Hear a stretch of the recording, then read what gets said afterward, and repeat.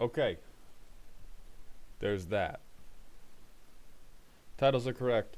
Silmaril, thank you for the Twitch follow, my friend. Welcome to the doghouse. The Kofi commissions should be accurately set to live. Yeah, these are now live. That is fine. The stream title and going live message should reflect that. Let's turn the last bit of lighting on. Now I'm going to wait and rub my hands together, much like a raccoon who has some cotton candy but is near a rushing river.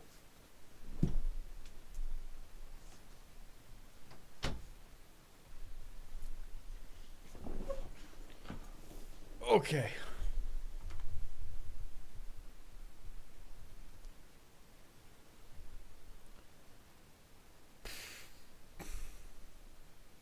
What's good, Justicar? What's up, Pup Calamity? For Casey, JTXR Box, what's up? So the first part of this stream is probably going to be live updates on the Kofi roast selling out. It's been 2 minutes. We're currently at 19 sold out of 48. There are 29 spots left for the month. Hey, Mauled, how are you doing? I just put on some cool makeup, and I'm going out in public to the mall. That's awesome, Jester. I'm doing good. Me and Z had a long day out on town yesterday. We went to a bookstore. We did some brainstorming for ways to improve both of our streams. We got to see friends. We got to play a game of Commander. It was a great fucking day. And now, I'm here with all you fine people. Oh, das ist verrückter Kalerhund. I'm going to assume that's the translation of Maldhound. Diver, it's $50 on Ko-Fi right now. We are now 50% of the way to sold out. We have 24 of the 48 slots have been sold for this month. How you doing? I went to Costco and got a Commander deck for the wife. Perfect. What deck did you get, Travel? Technically, it's Mad Baldhound, but hell yeah. Yeah, isn't my understanding of German is that most of their like long words, like they have some words for very complex concepts, but a lot of their more complex words are just like basic words stuck end to end. Quick draw? Oh god. Rest in peace, dude. That deck fucking my memory is telling me that Quick Draw is Stella Lee. Which this deck is like, this is like 10 cards removed from CEDH. Hidemi, the deck doesn't have to be on Moxfield. However, if you submit on a non-Moxfield site, after I look at your tags, I will export you to Moxfield because I just like it more. How many sold out in the first 2 minutes? DMC, we were 50%. At 12:02, we were 50% sold out. At current moment, we've had 27 slots get sold, and we have 21 slots remaining.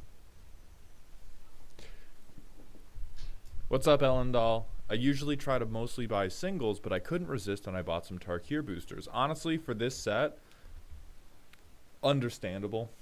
Like, this set fucking rips. This is a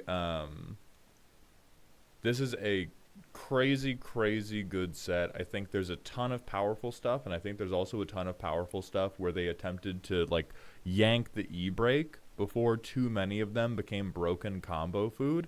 Like, this is just an endless number of toys for bracket 2 and bracket 3, where I think the top end is not actually like insane.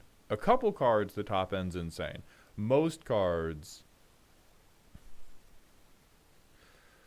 Queen Luxury, the raffle day for this month is passed. So if you, we have some deck roastings that we're going to do for people. We have some makeup deck roast to do today. But the raffle stream is only going to be once a month. You'll know ahead of time it's the free raffle stream. The title's going to be, it's been 5 minutes or the slots sold out. Was $50 enough of a hard bump? So it's been 5 minutes. Let's check together. We are just about 2/3 sold out, or like 66% sold out in 5 minutes. When I was talking about this on stream, I think last week, I said that if we sold out in under 2 hours, it was probably going to go up again.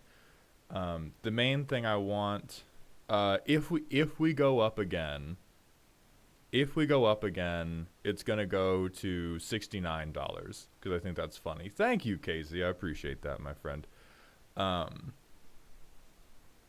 Yeah, Moxian, it's insane. I mean, also, like, the deck roasts have definitely evolved to be much more of, like, communal making fun. It's almost like combination pushing somebody into the middle of a dance circle at a party, making fun of them for a little bit, and then teaching them how to dance. What's your ideal timeline for roast to sell out? I wish I fucking knew, man. Probably more than an hour or two. Realistically. A lot of the, not necessarily complaints, because they like weren't mad at me, but a lot of the negative sentiments that I've seen expressed about the roast previously were like, oh fuck, how am I gonna get one? They're only for sale this day. I was out with my family doing something. I was at my job. I, had to go to a doctor's appointment or something. And so I want them to sell out slowly enough that people don't have to drop everything they're doing anytime the deck roast, anytime like my fucking schedule demands it. How long till the scalpers start buying up the deck roasts and then reselling them at exorbitant prices? I don't think that will ever happen. If I think that's happening, what I'm going to do is I'm going to begin, I'll begin doing trickery. I'll either require like additional personal verification when you purchase your roast, and then if you dip out more than like once every 6 months, I will like temp ban you from getting your deck roasted. Like there's a ton of ways to verify the individuals who are behind each purchase when we're working at like a small scale. Scalping becomes a really big issue when you're trying to navigate like thousands and thousands of tickets, but because this is always like under 50 people, like we have a moderately large classroom. That is monitorable. Yeah, I'll call DMC. I'll call the Goon Vizier. Yeah, you can definitely gift a roast. We have had people do that, but they say in the purchase message, hey, I'm buying this. I want my friend's deck to get roasting. Oh, Form says March? That's crazy. Quite frankly, no it doesn't. You fucking liar. Shut up. No it doesn't. Now, did it? 15 seconds ago? Possibly. Does it now? Idiot. No.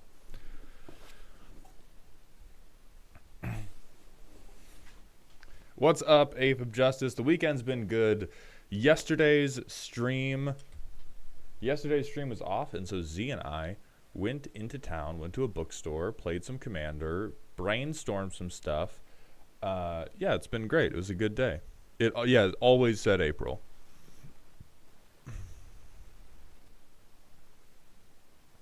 Relic, really as soon as possible. Any day as soon as possible. Troper, thank you for the 100-bit cheer. Mango, money, moment. Please take my money in this moment, Mango. I will let her know. How many channel points were spent on the first roast raffle? I think a little bit over 2 million. Right? It was, hold on.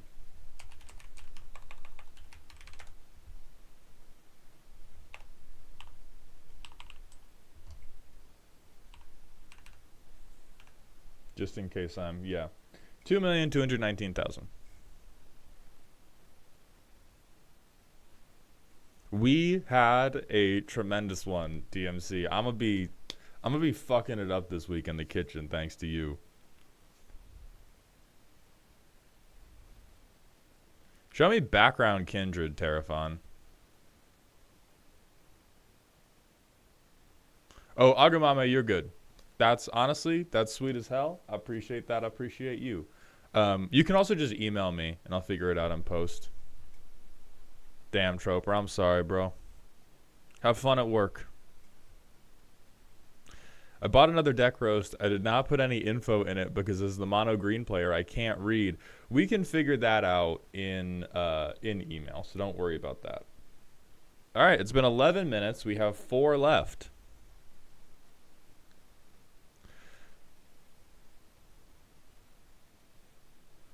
Shades, thank you for gifting a 1-month tier 1 sub to Agumame. Welcome to Dog Heaven, my friend. Kayla, I don't know how to get the pronunciation right on this. So we have Phelan and we have Kaleidoscopes with a rant request. Sudsball, thank you for that prime sub, my friend. Welcome to the dog home. I appreciate those Jeffrey dollars. Is there a way to get your background with the sniper rifle and the unsuspecting penis? I'd love to get that for my workplace. So Danny, this is... I can post the image somewhere in my Discord. The rest of this is just like... I did this shit like in OBS. Like I downloaded a random... I think I like made the arrow in PowerPoint and downloaded it. Your unsuspecting penis is just like an OBS text box. So I don't have... I could probably take like a snip of the full image and then upload that. Oh, the custom card DMs are on. Jay Dizzy, thank you for the tier 1 sub. For the 3rd month in a row, you got into the roasting? Hell yes. Lou and I see your question. Oh, where's the link to buy? Oh, no.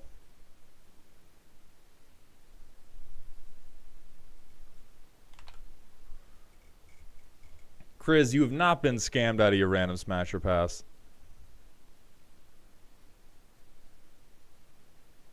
There's 2 left. It's been 13 minutes. There are 2 left. Nefres, we're not hydrated enough yet, but we will be. I have Gamer Subs GG. Slathbog 1607. Thank you for the prime sub for the 4th month in a row, my friend. Welcome back to the dog home. Okay, let me go find these rants that got redeemed because I know we're missing them. So I see Kaleidoscopes. I see Phelan. Phelan sent in multiple rocker hands after sending their roasters. Rant. Tell us why Alesha, who smiles at death, is the best Mardu commander.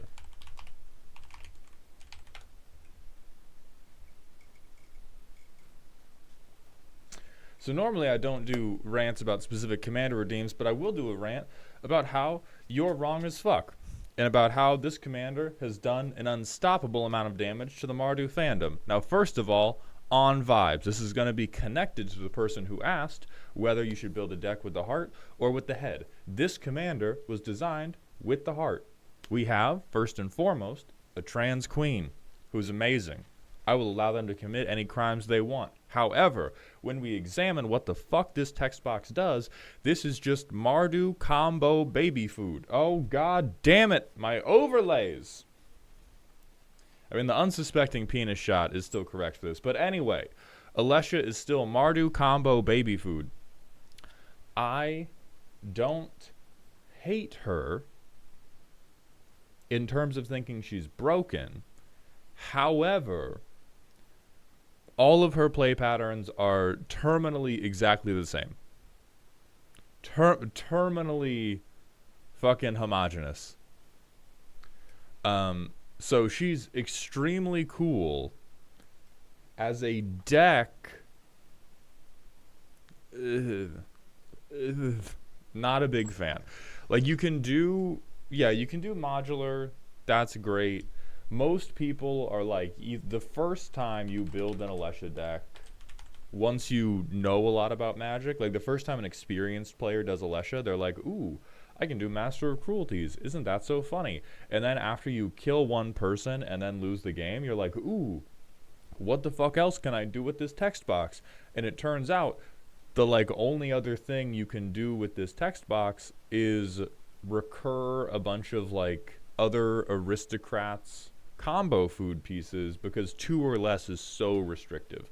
I can't remember her name, but there's a new Mardu commander coming out with the Final Fantasy set who's on 3 or less, and that deck is unfortunately mostly angels. Yeah, Terra. For all right, bitches. There we are. For most Mardu decks, I like Terra more.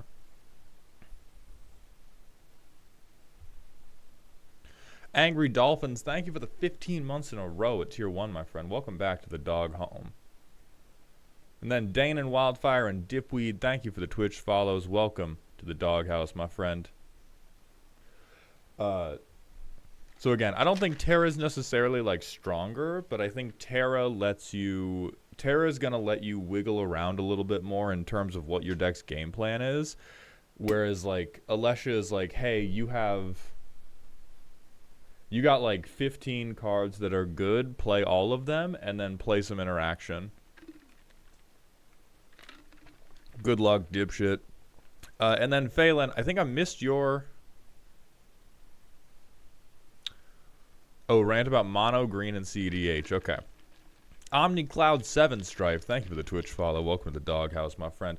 We got to hit a manual ad break. So I'm going to do Chris's Smasher Pass. We're going to hit a manual ad break.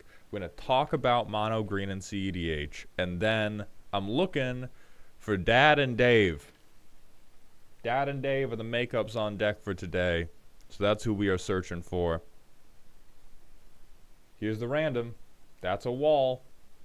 That's a wall.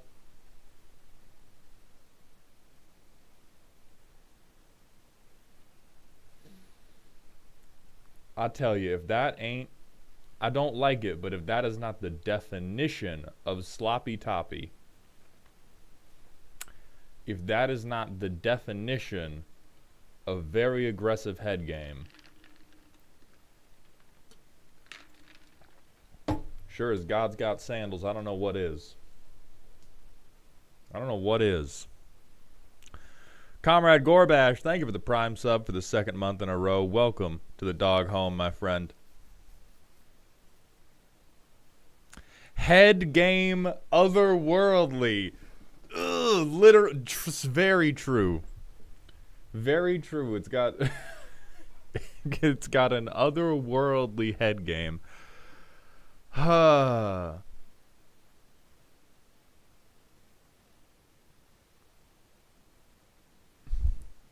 Pass. Great to joke about. If I was alone with this thing in a bedroom, I would run screaming from it.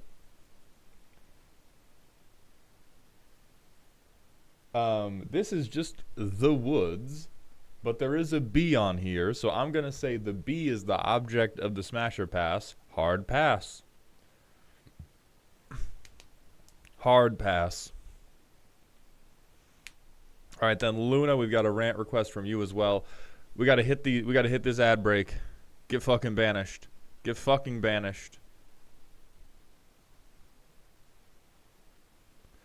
Your deck roasts make my mom and I laugh our asses off first time watching your stream board at work. Hell yeah, Jesse. Thank you for coming by the stream. I'm glad you like the deck roasting. That's Robert Irwin Eldrazi cosplay. Josh, please think more. That's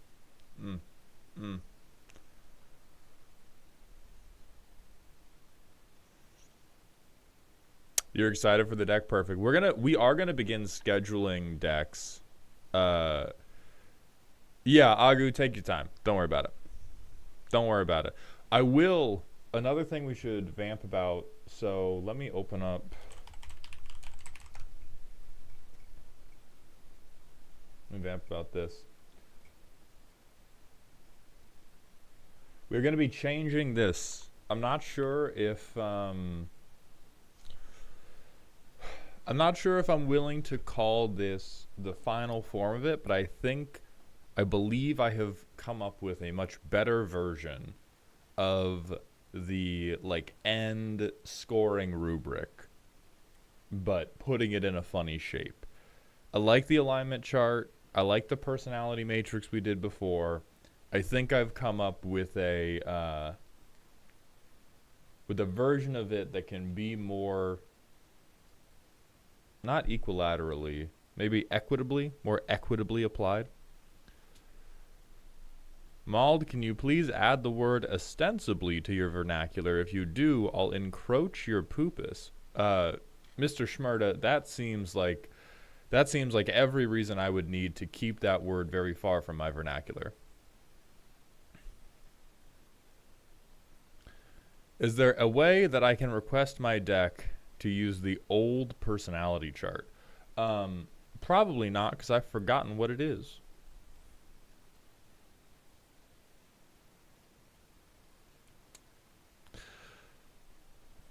Does the scoring rubric get updated monthly at this point? It's not monthly, but it's close to monthly.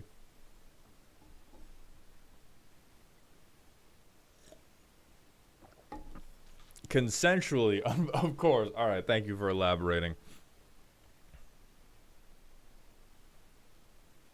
Hell yeah, no, congratulations.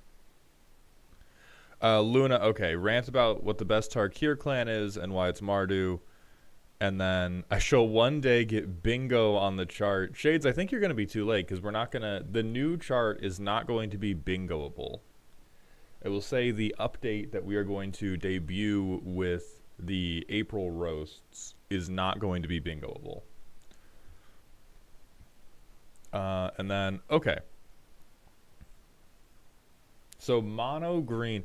Gradients will be involved, Volt, in the new chart. Okay. So mono green in CEDH, aka I don't believe bad things can happen to me. Like, I am at all times flipping back and forth in my head and my heart between loving and hating the mono green CEDH players, because the mono green CEDH players are only there to make a mockery of the format. Full stop.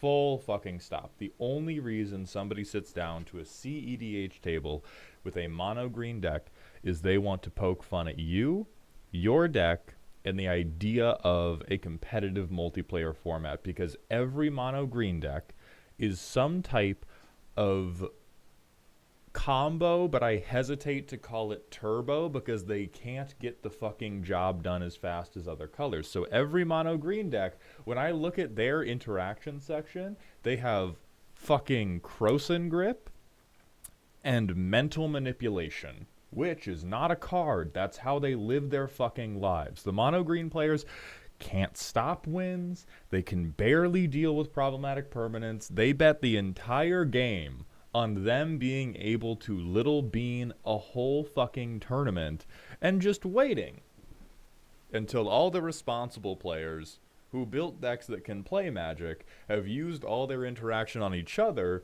and they can just go, I don't know, Infinite Gaia's Cradles, do something? It is ridiculous. It is ridiculous. I mean, so Starry Green can ramp, like... One of the wins is, or Selvala used to be much more relevant, and that deck can ramp hard enough. That deck can, like, get it going pretty quickly, but it's more a thing of, Green's always really good at ramping. In CEDH, the amounts of mana that are important are, like, 3, 5... and infinity. Or, if you're doing Storm, the ability to float one additional mana at every point in your combo. But for the rest of CEDH, Green is really good at beating the table to 8 mana, which is the casual, I win the game mana value. If you get to like 7 to 9 mana in casual, everything you're playing is a crazy fucked up bomb. Green's really good at getting there fast. compared to artifact fast mana and things like Dark Ritual, green doesn't have that much of an edge getting to like 3 mana, getting to 4 mana. And these are the amounts of mana where CEDH decks will begin trying to just win the fucking game.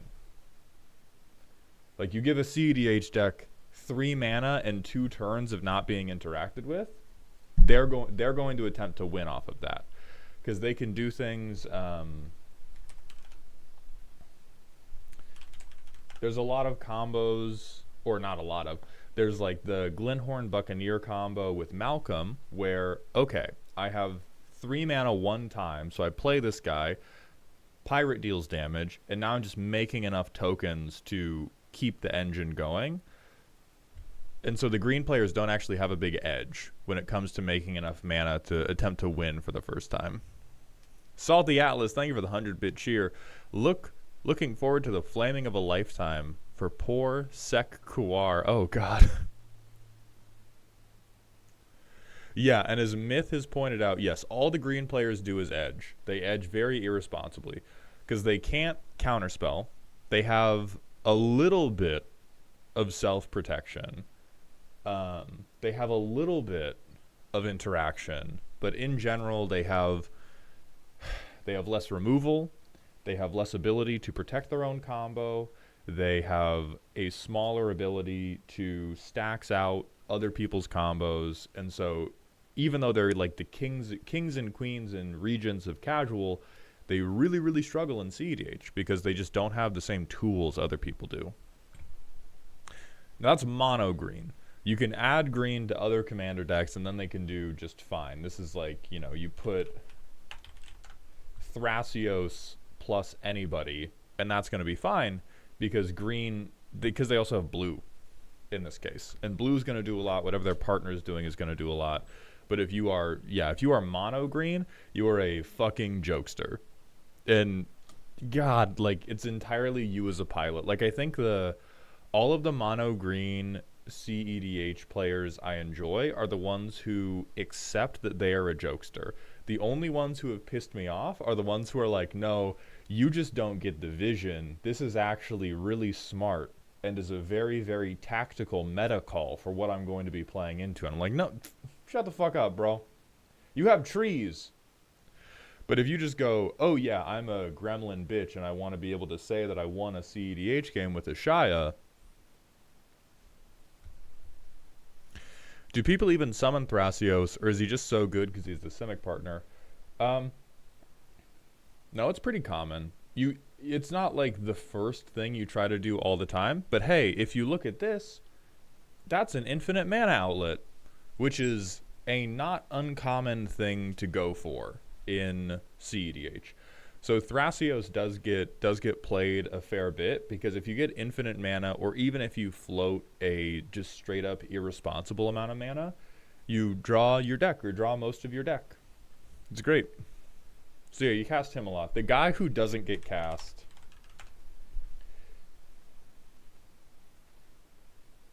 this guy is the Harry Potter partner who lives under the stairs.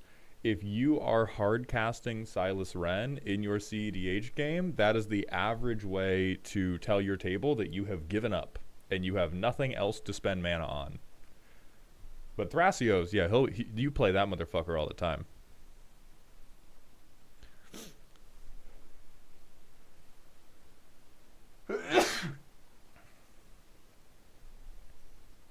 Yeah, good point about the like Seedborn Muse.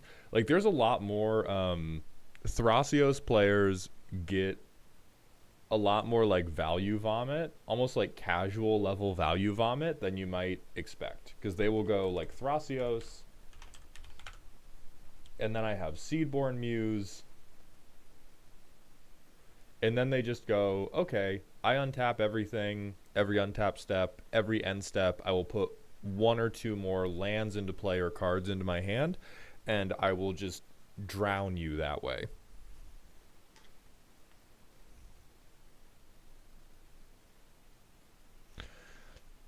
Is Silas / partner Akiri still a good pairing? 4-color cheap artifact shenanigans.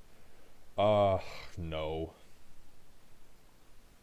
I mean, I don't know enough about CEDH. Also, Adam Murray, thank you for joining the dog home on YouTube. I appreciate you, buddy.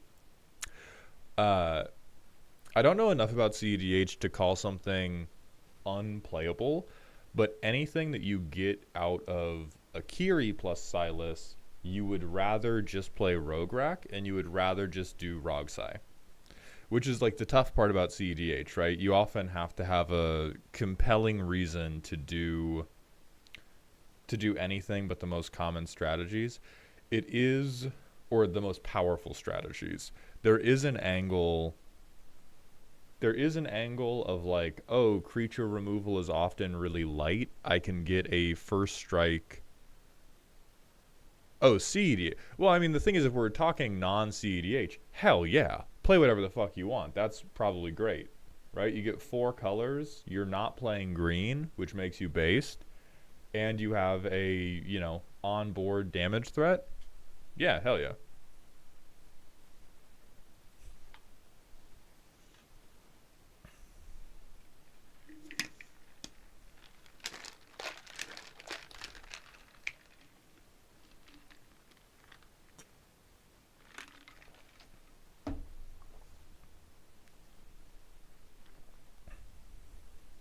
So yeah, for non-CEDH, fucking great.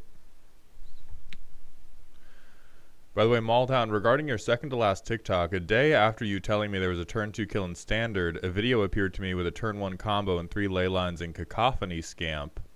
So you were technically correct, which is the best kind of correct. Oh, Dan, I was talking to... Okay.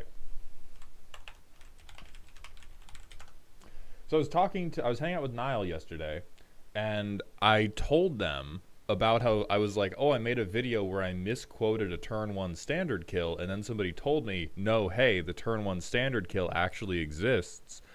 What is the combo that's turn 1? Like, what are the...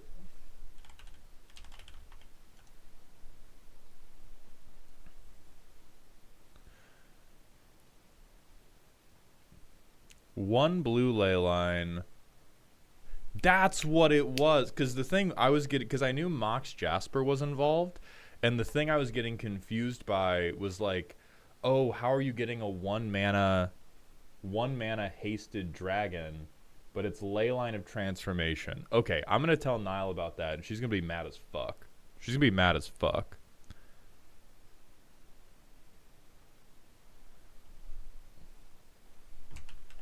Okay, so it's Scamp. It is Scamp, the 2 red copy ley lines, the blue transformation ley line, a Mox Jasper, the hasted pump spell.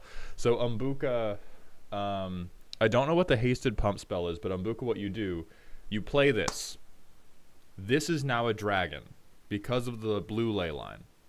You play Mox Jasper, which now taps for mana because you have a dragon, the Cacophony Scamp. The other 2 ley lines that you put into play copy spells that target things you control. You tap the Mox Jasper for 1 red mana. It can't be Monstrous Rage because you have to give haste, Helios. Monstrous Rage would be like incredibly effective, but would not give you turn 1. Wild Ride. Or Whittle Ride.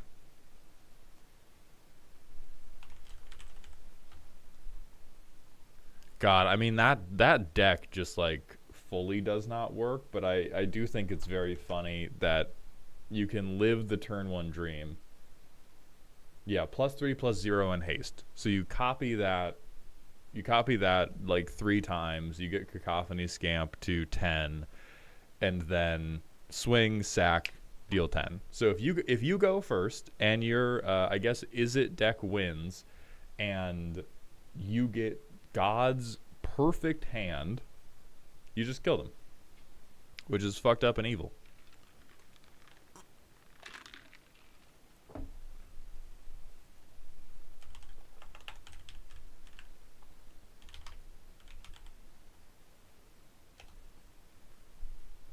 Felonious Rage.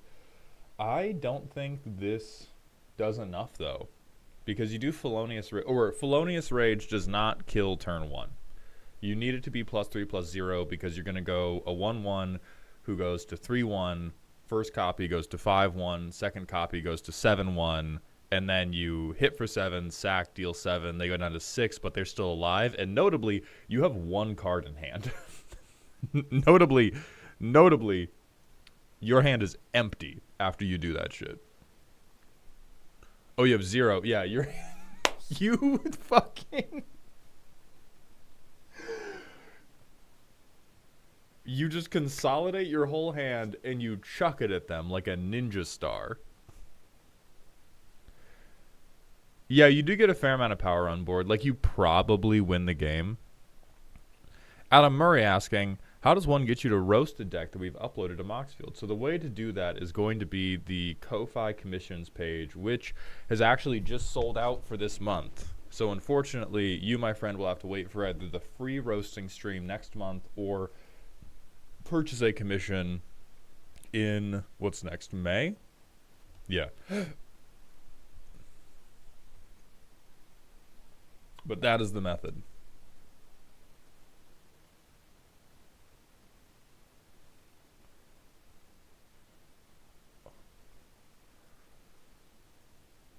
Oh, yeah, the free roasts are once a month, Bander.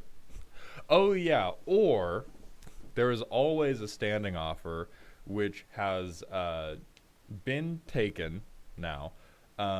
Anybody during any stream, any solo stream, if you drop $500, I will drop what I'm doing and roast your deck. If it's a league match, I will roast your deck. If I'm playing Darkest Dungeon, A-Team goes on hold. Have you considered doing the free roast on the first Saturday or Sunday of a month instead of the first day? I think a few people here have work and can't tune in during the weekdays. I've thought about it, Nick. For this first one, we only did it during a weekday because it was April Fool's Day. And I thought that was funnier than worrying about scheduling concerns. So in future months, I am going to make an effort to make the free roast day accessible. Yeah, who took it? Yeah, as Dungeon Masters Consortium is saying, it would be crazy, right? It would be crazy if somebody just casually in the middle of stream slipped in a $500 donation to get a $250 deck roasted. That would have been truly diabolical. That would have been a truly diabolical thing to do. Laugh and crack, and thank you for the Prime sub, my friend. Welcome to the dog home. So I'll do I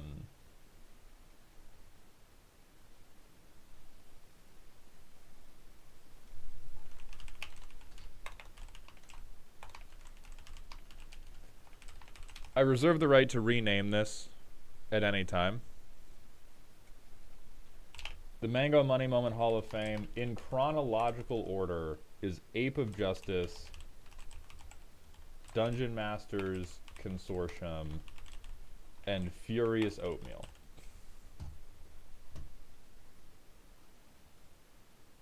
I mean, Shade, hey, next month there's going to be a new one, right? Like, the beauty of this is not the free roasting thing. The free roasting thing is not a one-time offer.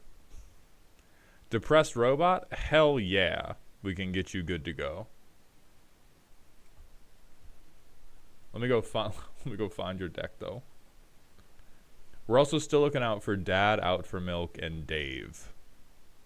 And I opened a new tab by accident. Paid Actor, thank you for the Twitch follow. Welcome to the doghouse, my friend. We've also got more random Smasher passes to do. Ah, Dave's here. Great. So we have Dave. We have Depressed Robot. Let me find Depressed Robot's deck.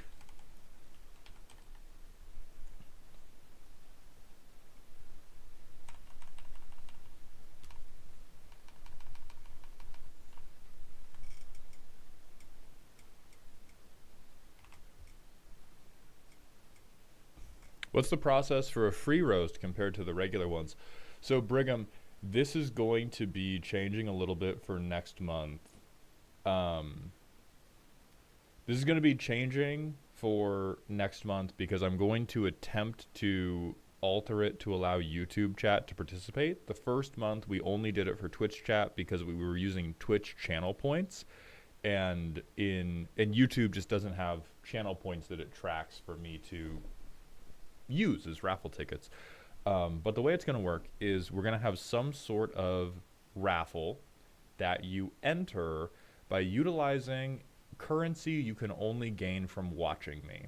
I'm willing to do these deck roasting streams where you don't have to pay me any money, but if I'm going to do them for free, I do want to at least incentivize live streaming growth. And so I do require that you have watched me or like lurked in a stream for some length of time. You don't have to be like a chatter, you don't have to be a subscriber, you don't even have to be a regular, but you do have to have like, hey, sat there, tab open, help me pump my metrics for at least one day. So we put all the names into the hat. Before each roast, I pull a name out of the hat.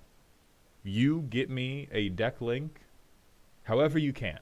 You can email it to me. You can send it to me on Discord. You can post it in one of the channels in our free Discord. There's a variety of ways. You get the deck link to me. We roast it then and there. It is not we pull you, schedule you later. It is we pull your name out of the hat. Goblet of fire time, motherfucker. It is happening. Shades Corners, thank you for the prime sub, my friend. Welcome to the dog home for the third month in a row. Appreciate those Jeffrey dollars. And Millennium 10, thank you for the tier 1 Twitch sub. Welcome back. Sorry, 6 months at tier 1. Holy fuck. Welcome to the dog home for half a year, my friend. Appreciate that generosity. So that means no more ticket stacking. No, there's still going to be ticket stacking. So do the roasts just go first come, first serve in terms of when the roasts happen? Like if I bought my roast and I was the 14th person, does my roast happen 14th that month? No. Robot and Dave, we will get into your roasting. I'm going to take some Advil because my fucking jaw and neck hurt like a motherfucker. But yeah, I will answer the logistical questions about how scheduling is changing this month, because I do think that is important for anybody who is trying to get roasted or even watch the roasts, because I do think it's going to change viewer behavior as well. So we'll be right back.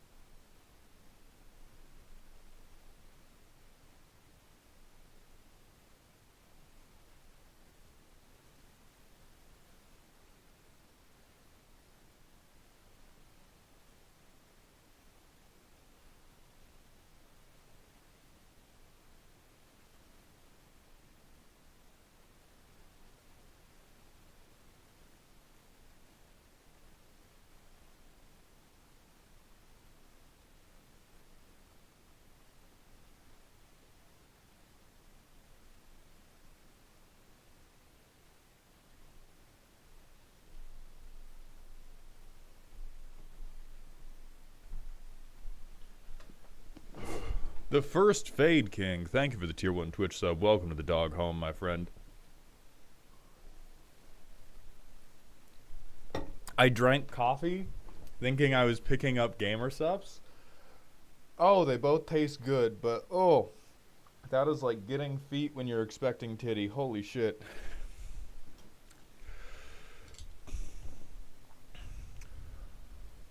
Okay. And thank you for the Twitch follow. Okay, so scheduling explanation. The way it used to work, and Luna, we will get your rant too. The way it used to work is it used to go Patreon signups got priority scheduling.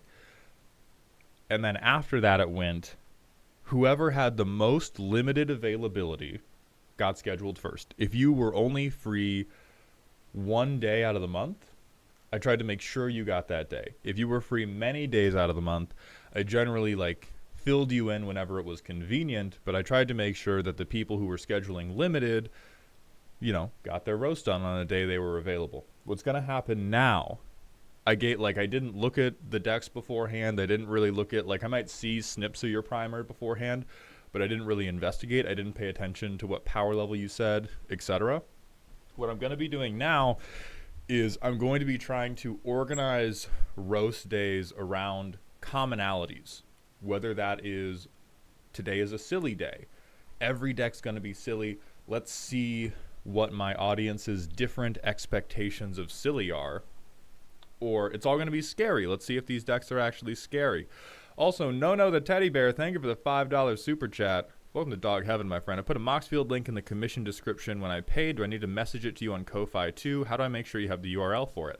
So there should be a post-purchase message on Ko-Fi that has a link to a Google form. That Google form is going to give you all of the fields to tell me all of your scheduling information and all of your deck information. If you don't have that post-purchase link, please email me at maldhound@gmail.com and I will get you the sign-up form, and then I will schedule you via email from there. So on top of that, so I'm going to try to schedule it around commonalities, whether that commonality is power level, whether that commonality is all of these are works in progress, whether that commonality is like all of these are playing around the same archetype of like group slug, etc., etc., etc.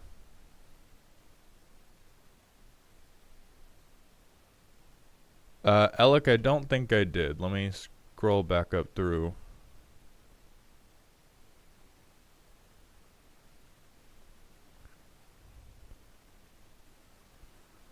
Oh, just read the primer in Moxfield. You got it.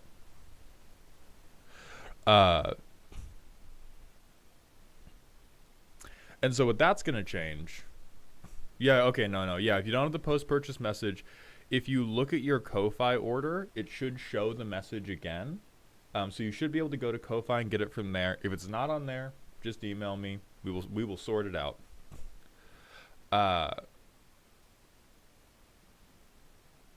Will do, Alec, man. Thank you for letting me know. So what that's hopefully going to change is I want the deck roasting streams to have more of a through line.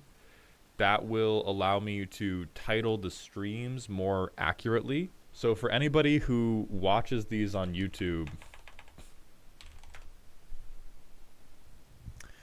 let's go to my channel.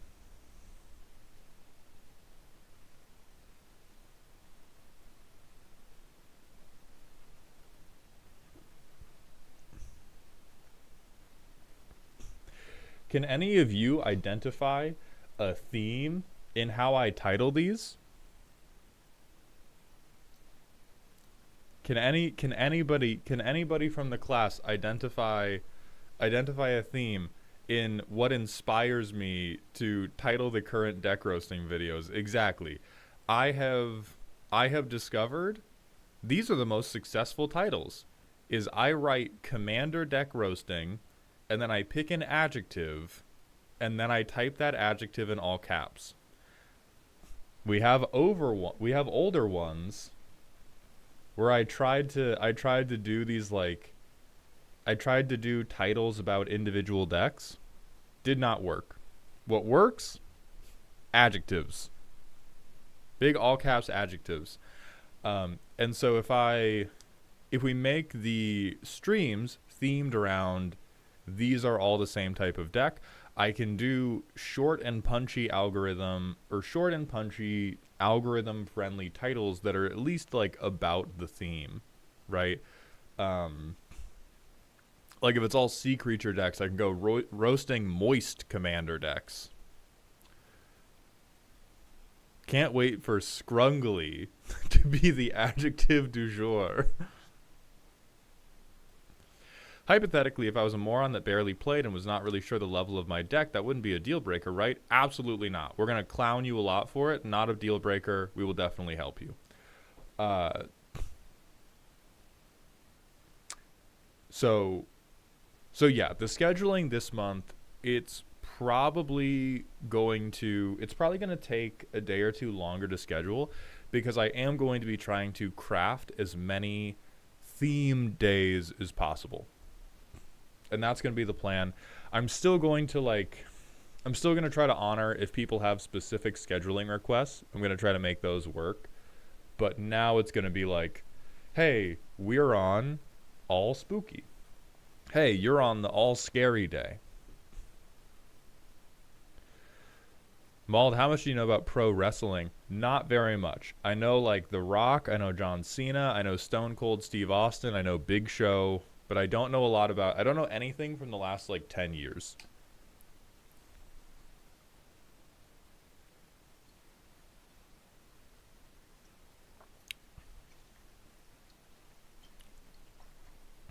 Oh yeah, Relic, please do.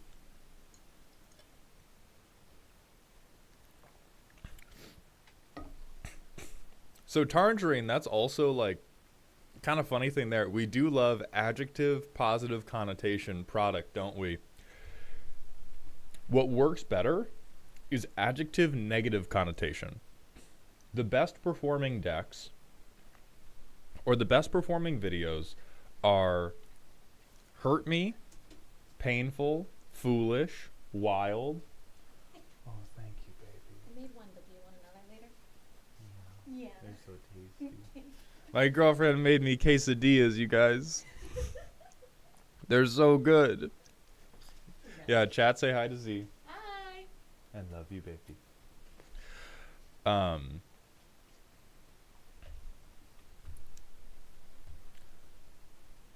So anyway, like, hilarious, not doing as well. Hopeless, doing okay. Not like foolish, not as good as painful or wild, you know. Bucket Man, thank you for the Twitch follow, and Dimir Spy, thank you for the Twitch follow. Tofta Lion, thank you for the tier 1 Twitch sub for the second month in a row. And Phantasmagorical, thank you for the Prime sub. Welcome to the dog home, one and all.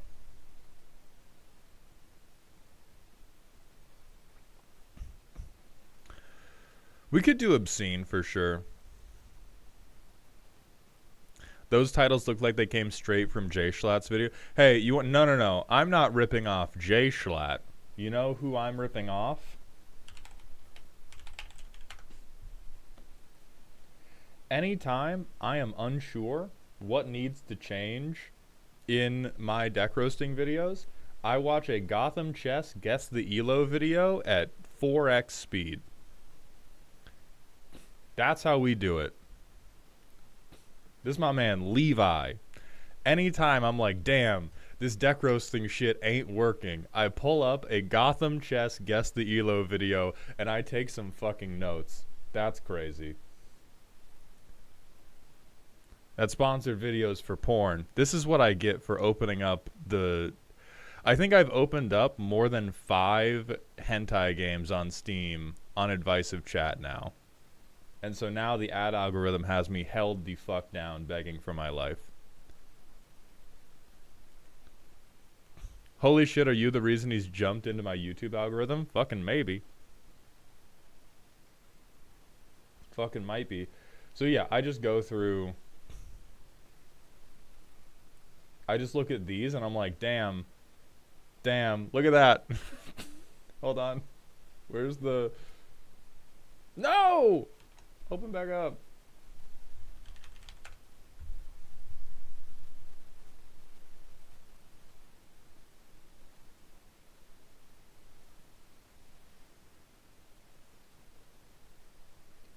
Can you identify the common denominator?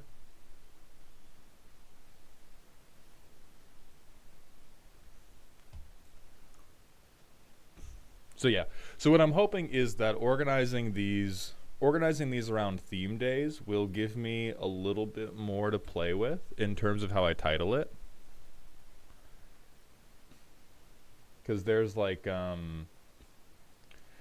can do stuff like this. I can do stuff like that. Ooh, deranged. Ooh, that's... Hold on. Alright, next one might be deranged. That's crazy. Or, like, stop playing the Sicilian. Like, I can do, like, if it's a theme day of like, oh, these are all people who have ramped wrong, I can make the title about the mana curve, and then I can do shit like that.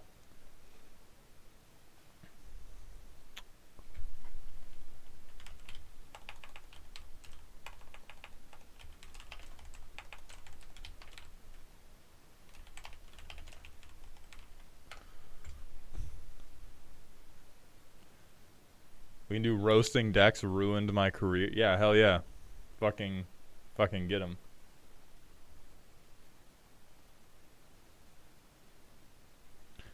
Yeah, like there's this. Welcome to YouTube, baby. You see somebody else get a hit video.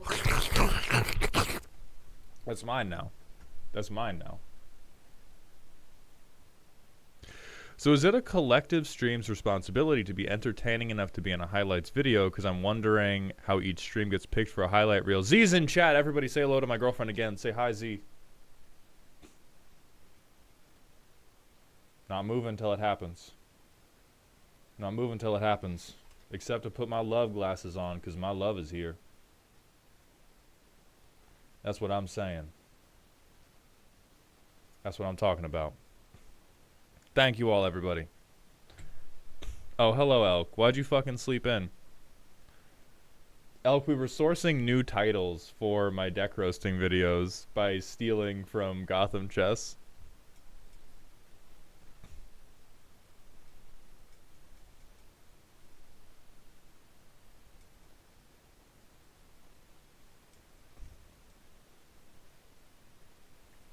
Oh, Z's how you found my content? Hell yeah. I've had good success calling my audience losers.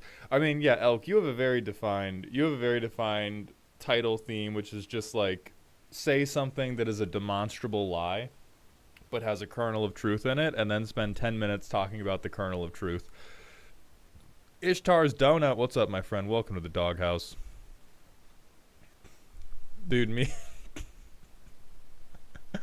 me when I lie so hard that you click into the video to see me elaborate upon it. It's a good strat. I've done that strat too. It works beautifully.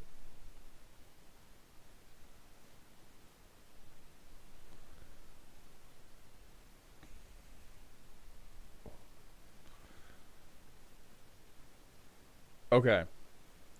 So we have 2 of the 3 people we're looking for today. We have Depressed Robot and we have Dave. We're going to open with Depressed Robot. Then we're going to do Dave. For anybody that has not been to one of these before, the way this works is you send me a primer, a deck list, and a power rating. We do not accept 1 through 10. We do accept silly, spooky, scary, which is a measure of how ominous your deck's turns are to somebody that knows Magic the Gathering and is paying attention to the card game. This was originally developed by my friend DannyPhantom.exe, and I do owe him royalties if I ever fail to credit him. On top of that, the main thing we judge you on is your primer, which is a description of how you believe the deck plays or how you want the deck to play if this is a work in progress that you don't think is all that great yet. So today, we're going to be looking at Depressed Robots. I believe this is, yeah. This is a spooky deck. This is a deck designed to turn every commander game into an archenemy game. Winter, oh god.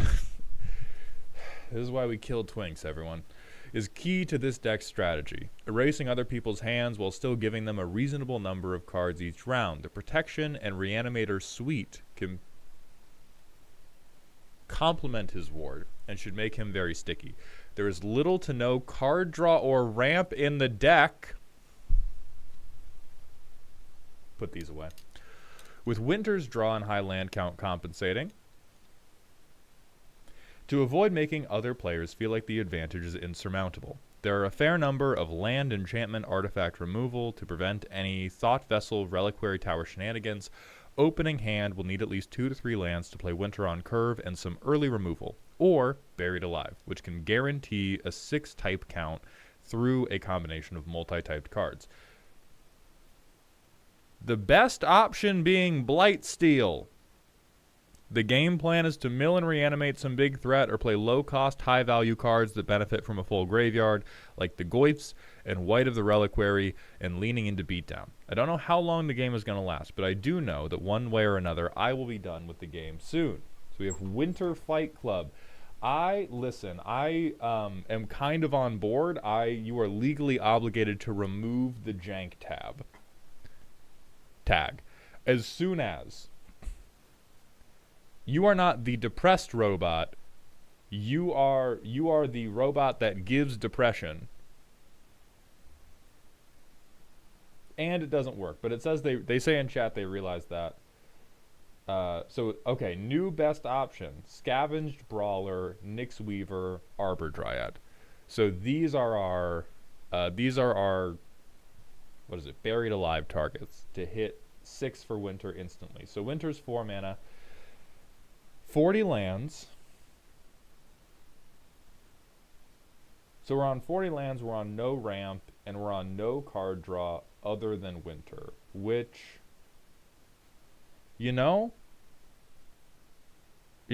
I'm inclined to agree with this approach. I have a friend who plays a Winter deck, and one of the things that typically gets the Winter deck to really draw a lot of threat is when they begin stacking multiple, everybody draws a ton and everybody takes a ton of damage, because then the house is burning down very quickly, but it typically doesn't win the game. It just makes us all bully them really quickly.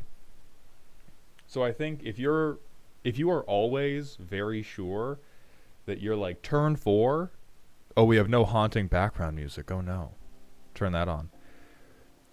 If you are extremely solid, turn 4, I'm playing Winter,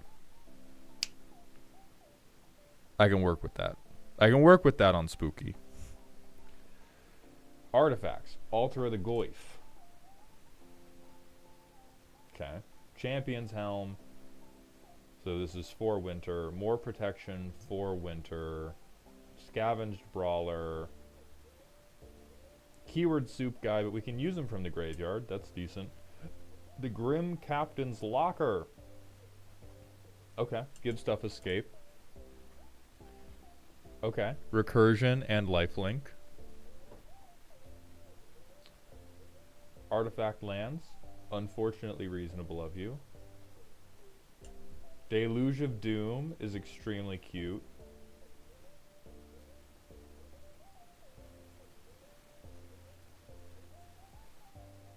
I mean, shut the okay, so is this the jank? Is this the jank right here?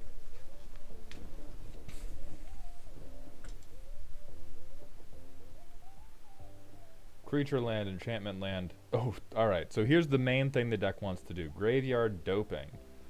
So we get counters for having a big shithead in our graveyard.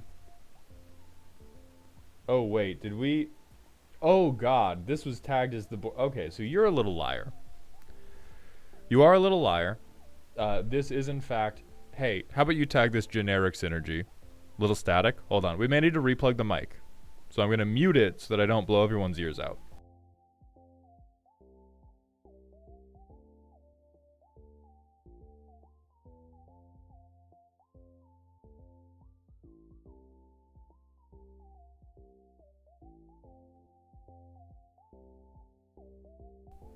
Okay, mic has been replugged. That should fix the static. The music is on, Luna. You're being a goddamn liar. So, no matter what the Planeswalker alt does, I realize that the Planeswalker alt is a selective board wipe. You have to... There is a suffix on every Planeswalker alt. Whatever the Planeswalker alt is, the suffix is for blind people. So this is a board wipe for blind people and deaf people, like the extremely disabled that have not heard you say you're playing Liliana, that cannot look at Liliana, that cannot find Liliana to declare attackers at them. That is who this can board wipe. Now Deluge, that can board wipe.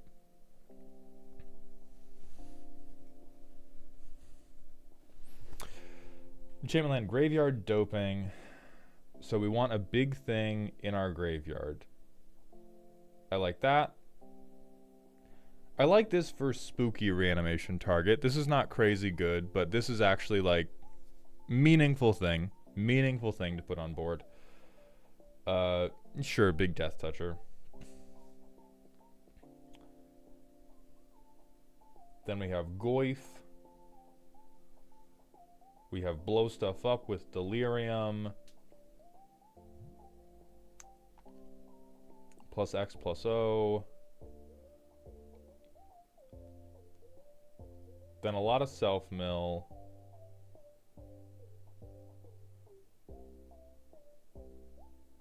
Oh, this seems crazy. I don't know if I mean, I guess we can have a lot of lands in our graveyard. Does winter reduce? No, it doesn't reduce your... So think about it this way. Oh, this is from the pre-con, so we just forgot to move this one out. This feels to me like this is in here as a payoff. It's not in here to set you up. It's not helping you mill. It's so you are holding this 3-mana sorcery until the late game, and I feel like in most cases it is a 3-mana sorcery that you are doing like I make a 5/5, right? Oh, is Kindred a type for Delirium? It does say Kindred on it for our Goyfs. I don't know if that saves it. This card is like extremely marginal. That's true, we can cast it for our Grave, but I think we're like, I don't know, I think we're talking about how cute the coughing baby is. But I will entertain it for Kindred. Then we have Grist, good mill card. Then we have Goyfs, who cares about them? Tremendous card. One more card to put into your graveyard from your library. Lose 1 life for each card type. Very reasonable. The Polycule Goyf. More Goyfs. More mill payoffs. Okay, so this section is mostly good card alert. These seem extremely reasonable, particularly for spooky. Altar of the Goyf. Okay, so I think these are then just to hit Kindred, just in case. Land destruction. Honestly, real. Fuck non-basics. Fuck non-basics.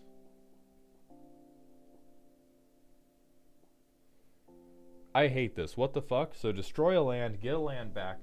Choose target opponent. If they control fewer lands than you, make a number of 4/4 green troll warrior creature tokens with trample equal to the difference. Why the fuck is this not based on more? I realize it's because it's Gruul. That's a rhetorical ass question. I was talking about this the other day.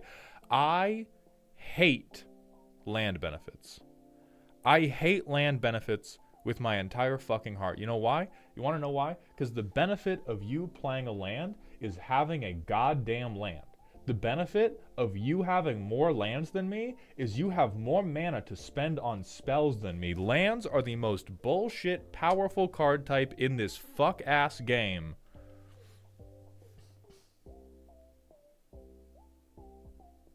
How about you cast a troll? You have more lands than me. How about you cast some 4/4s? Shit ass. I think this is unfortunately reasonable for this deck because we have a very high land count. Like, we're probably going to be land dropping more often than other people. And we have ways to play lands from our graveyard. So I think we probably get good choices from this. Then we have some more self-mill here. These are all good card alert. I hate planeswalkers. Mill target. Trample haste. Yeah, that's great. Planeswalker. Okay, we can make a Death Toucher. We can kill a creature. Ult is blank. Fucked up cheater card. Protection. So we have Pseudo Fog. Oh, no. It is a fog, but also spiders. Fake your own death. I'm presuming this is for the twink.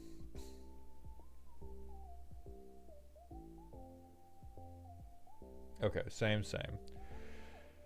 Then we have 3 reanimation targets. Then we have a lot of reanimate. So we really trust that we're going to be milling. We really trust that we are going to get something worth reanimating from the graveyard. I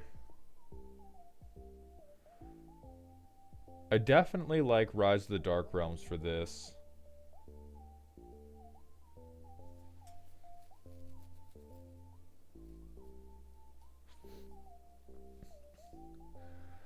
I think what's throwing me a little bit is the snip snap between cards like Sir Conrad the Grim and White of the Reliquary, and then draft playable.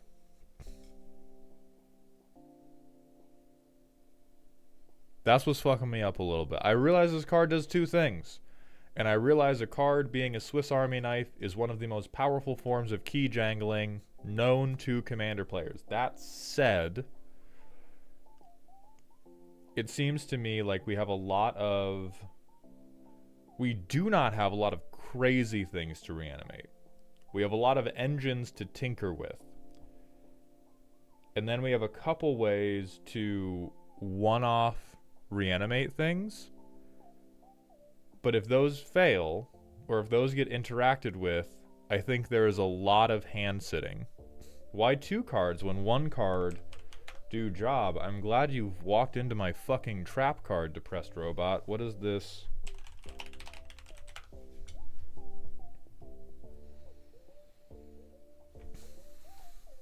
Yeah. Hey, why 2 card? Why multiple cards? When 1 card do job over and over and over and over. That's crazy, right? Why would I play a bunch of fuck-ass reanimation sorceries when I could play one card that lets me do it every turn forever? Why would I do that? So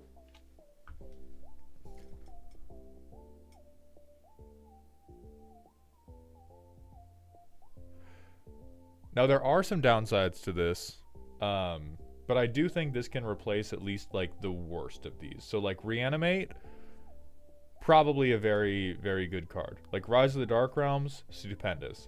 Giving Stuff Escape, actually pretty fucking stupendous. I really only like it for,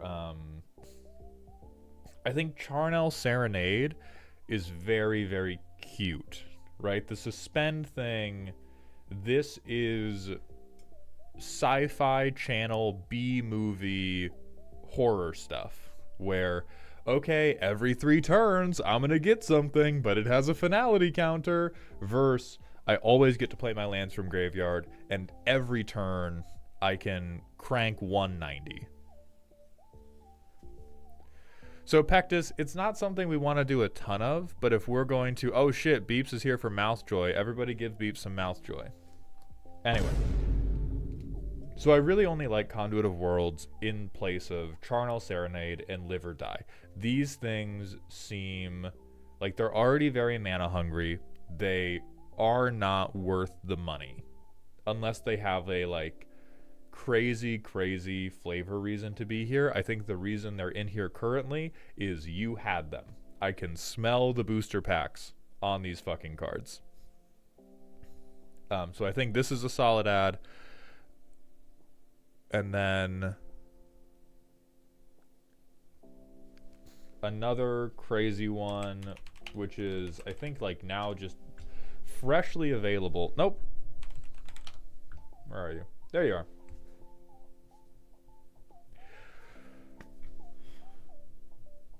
Like, as far as reanimation targets go, in this deck, I struggle to think of a better one, right? I mean, we only have 24 creatures, which is not just hit city.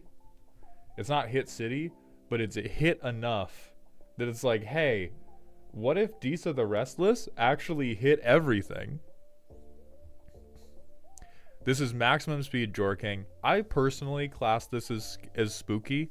Like, I think this will not end the game by itself, but this deck to me looks like a amalgamation of a ton of different pseudo-dirtily engines, and I think it would help us a lot if those engines were better at bringing about a preponderance of damage. So this is like the most fucked up Tarkir card for your deck specifically.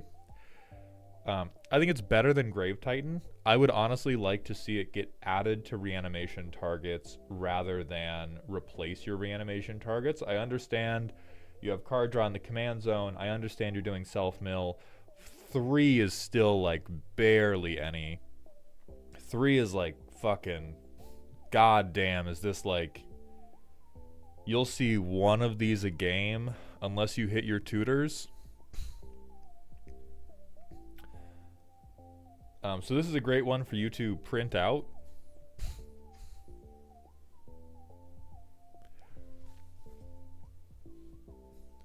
We have Ripples of Undeath. We have the best black card draw spell in existence. I'm pretty sure I saw it. Because I didn't get angry when I was scrolling through. Yeah, that's why. That's why I didn't get angry.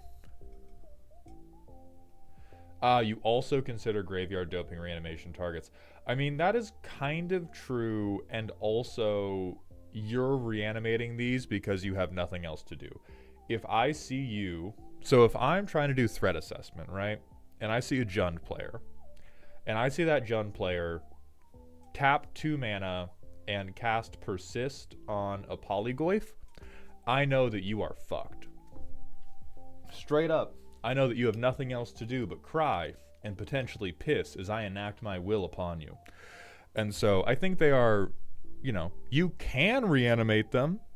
These are reanimation collateral damage, not really reanimation targets. I mean, Corum could be a target, Disa could be a target, Conrad could be considered a target.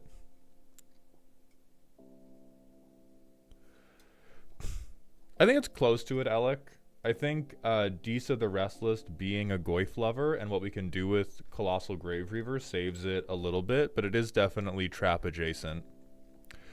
What's the game plan for the fact everyone hates us because we have Jund Tickler in the command zone? Not playing ramp. You know what fucks everybody off about having cards like this in the command zone? Soul Ring and Arcane Signet. I played a commander game yesterday.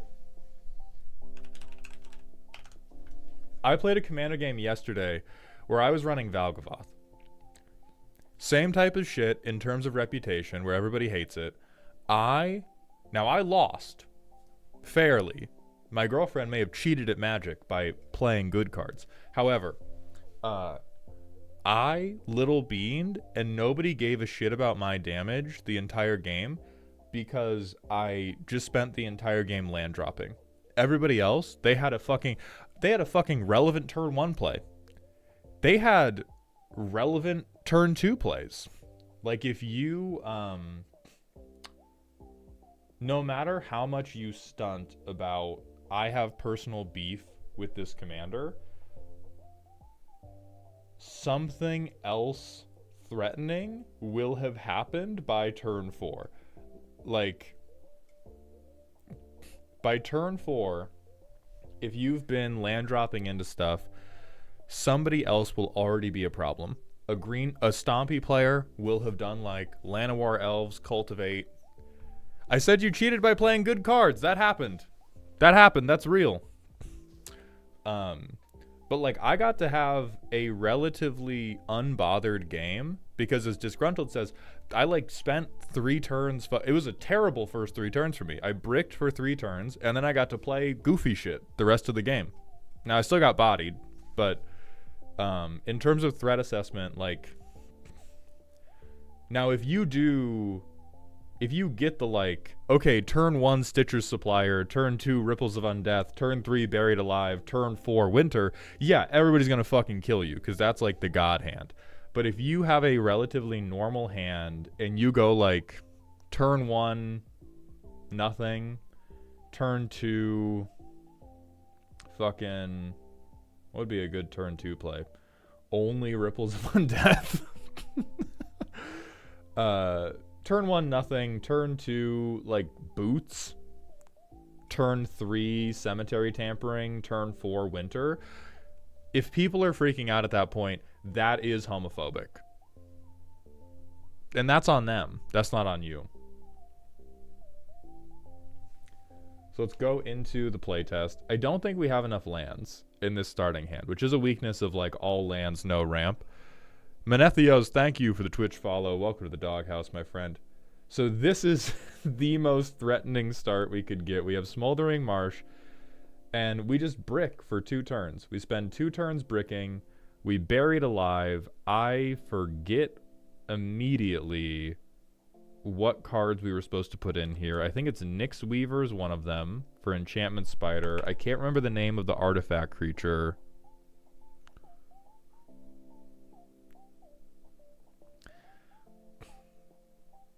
Yeah, I'm not homophobic. I can read. Then explain why you're playing Commander. Scavenged Brawler.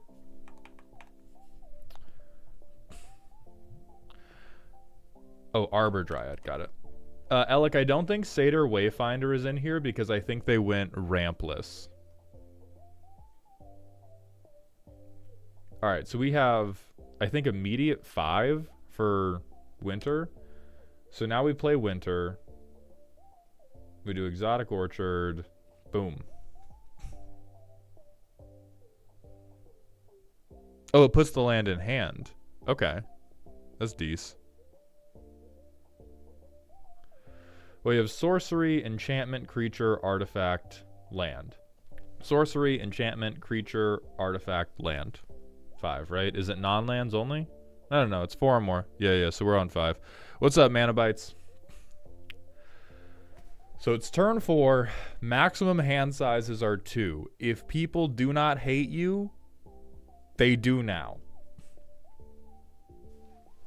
We hope to God that Winter doesn't get removed. Probably does. Like, this is kind of fucked up hacky sack behavior, I will say, because I skipped 2 turns.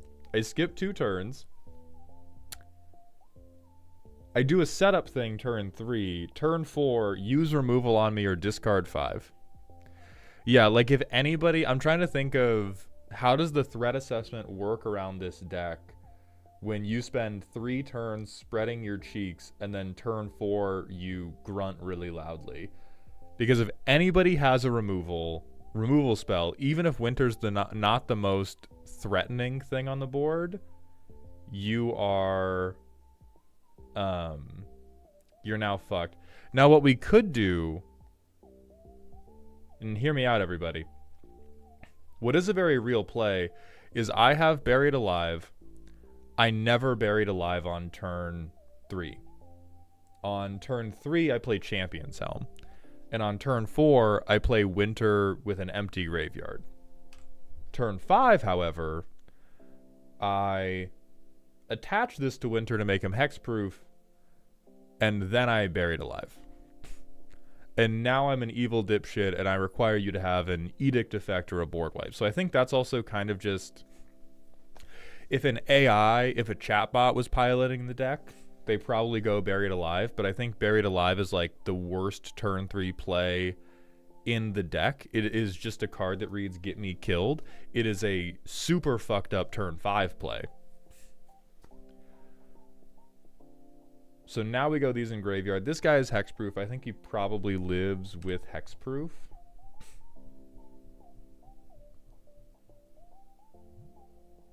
Skull Prophet's ramp.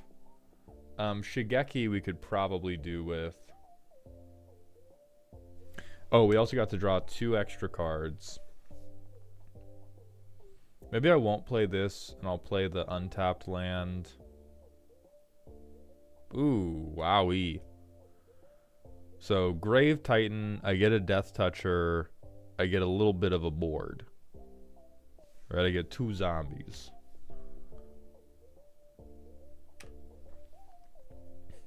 So now we have a little bit of removal. Play this tap land, draw 2. I really hate this bitch in the context of what else this deck was doing. I think... Okay, so Depressed Robot, here's what I'm going to submit to you. You have made... I think you have made the ceiling of Winter's Effect far too powerful to have draft dog shit like Ironcrag Pyromancer. Or really, like, this is a perfectly fine card for a totally different archetype than you. Because you'll trigger it every turn. 3 damage to everybody is baby shit when you are 80% of the way to being Jin Gitaxis.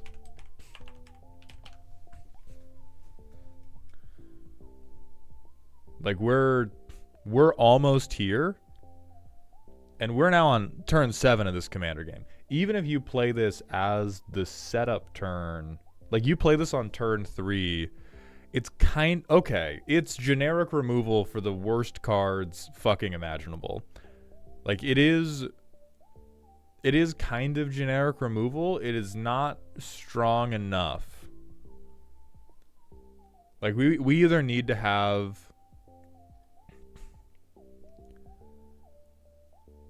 True, it does kill Draneth. Like, you get to bolt every turn, but... I don't know how much I believe in bolting every turn in the context of how this deck is playing the game. Like, this deck to me seems to be filling the vibe of the angry dad who's coming in to shut down a sleepover. You're letting everybody do basically whatever the fuck they want for 4 turns, right? You have 4 turns, do whatever you want. Turn 5, I'm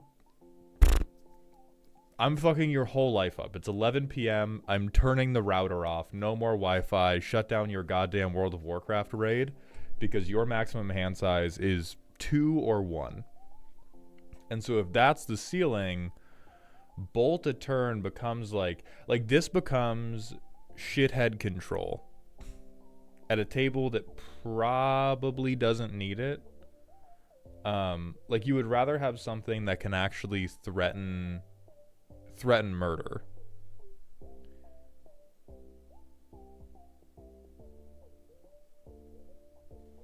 So what is the average? Okay, so we can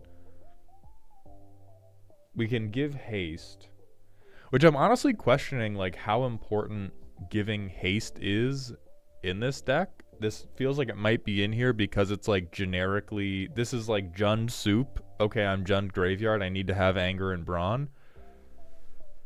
We have enough lands. We have Animate Dead. We have Nyx Weaver. So I'm going to see how that plays.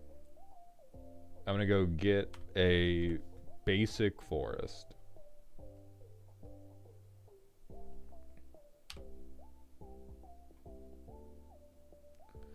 Play this tap land. We play this. We play Nyx Weaver. Upkeep, mill 2. We get White of the Reliquary and a Room.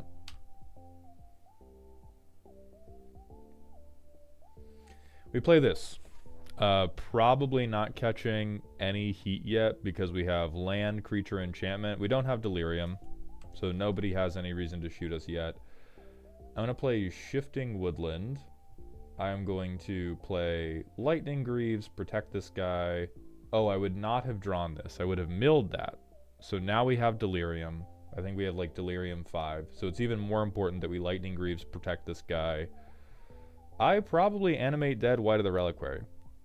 This guy's crazy fucking hot card. I think we still have Delirium, land, instant, artifact, enchantment. Yeah, we're still on 4. So everybody's max hand size is 3. They probably do not like us very much. Hey, brother, what the fuck?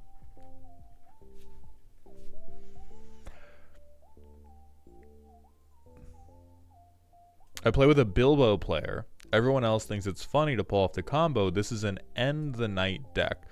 I sympathize very much with that plan. I do not think this executes that plan in the way you want it to because it's very bad at murdering people. It's very good at making people complain. This is the DMV special. It seems very, very, based on the playtest we've seen, seems reliable that turn 5, everyone will be sad. I do not think turn 5 sadness converts well into turn 6 death, or even turn 7 death, or even turn 8 death. The control aspect is meaningful, but I'd really like to see the control aspect. Yeah, like, we are not win con-less. We definitely have them. I do not think that enough effort is being placed behind our win cons, and I think it's because you are too busy staring at Goif butt. Like, I think the Goif creatures here are really a distraction. 5 mana sad, stop playing Magic soon sounds pretty good. I mean, yes, and if we win from there, right? Like, the reason you go 5 mana, turn 5, stop playing Magic, if you're trying to end the night, right? There are some decks where you're like, oh, I'm keeping you here because I want to prolong your suffering for as long as possible. If this is, hey, cut the fucking lights out, you have school tomorrow, this deck is not tucking anybody into bed. Right? This deck is going, so like, we can board wipe, which we wouldn't want to do. We can, oh, we would have milled this bitch, actually. We could, like, I don't know, we could shifting woodland, but we probably don't want to do that. We mill, or we draw 2 cards from winter. So we can Altar of the Goyf, which is, again, like, only helps attacking alone. And the biggest benefit we're going to get is this is for 5 mana, we can give something +6/+6 when it attacks alone. That is a draft commander deck level finisher. We can play, like, oh, we played Nykthos for turn. We fucking, on like somebody else's end step, we probably sacrifice Nyxweaver to get Disa back to try to make these Lurgoyf tokens, but she'll be exiled.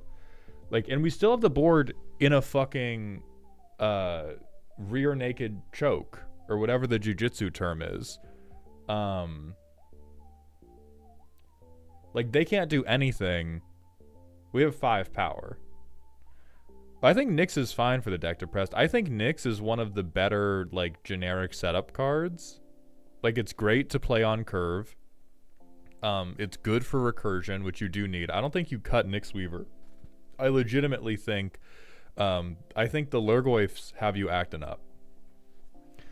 So now that we have Disa, and we're not milling on upkeep, like, we can play Disa. We can swing. We have 2 extra cards. We can play Cemetery Tampering, so we get to hide away 5. Probably Ren and 7, like, literally just to make the tree folks. Oh, my compiler got moved.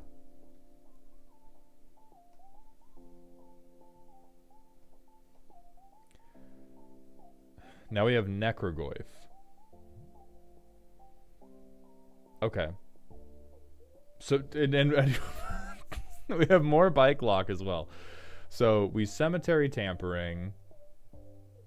I guess we have 4 Devotion, so we'd have 1 floating after this. We can tap out perfectly for Necrogoyf and Cemetery Tampering. So now, I think we have, so Creature, Enchantment, Artifact, Instant, Land. So we max hand size is 2, and you discard on upkeep. Very, very little magic is being played. Your board state is not Imperious. It is turn 8, and we have a couple guys. Necrogoyf, I will give you the benefit of the doubt and say Necrogoyf is probably like 6 or more. What with how little people have been able to keep. We haven't, like, we can board wipe if we need to remove some stuff, but we can only do -5/-5. which is not as impressive as you might think. Like we can turbo fuck any token players. And look at this bitch. Like Ironcrag Pyromancer I think is totally fine to have in your opening hand and is hot dog shit in literally every other situation. Especially a situation where we're already spending most of the game wet noodling. Oh right, I could have milled 3 on upkeep. Now we have a ton of lands, which is good. It's good to have all these lands. What's bad is that we're getting stuck on not having stuff to do with these 8 million lands. Like now we just have, hey guys, welcome back to the Dirtle Zone. I'm your host, Jonathan Dirtle. And then some corny music plays while you continue to mill everything. Also, D-Man, thank you for the 200 bits. I'm sorry I missed the first cheer. Maldhound, you grunkle Grinch. How are you today? I've just been informed that I'm an uncle and a godfather. Congratulations, D-Man. I'm doing good today. I was doing better until Depressed Robot rubbed off on me with some depression. So, number 1 recommendation would be ditch the Goifs. This is less of a night ender and more of an active hostage situation.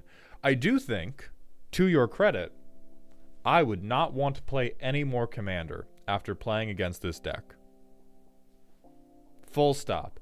This is 100% the last game of the night because nobody is going to finish playing against this deck and go, hey, you know what I want to do? More Commander, guys. People want to finish this game and go lay down and think about stuff for a while. And this is almost like, I would almost qualify this as bad, like evil silly. This is naughty silly rather than true spooky because it takes so long to do anything meaningfully violent. I think you have some cards in here that have potential, like Giant Ataphage, Grave Titan, Valgavoth. These are all perfectly spooky. If you resolve Valgavoth, turn 5 or something, and then you beat people to death, great.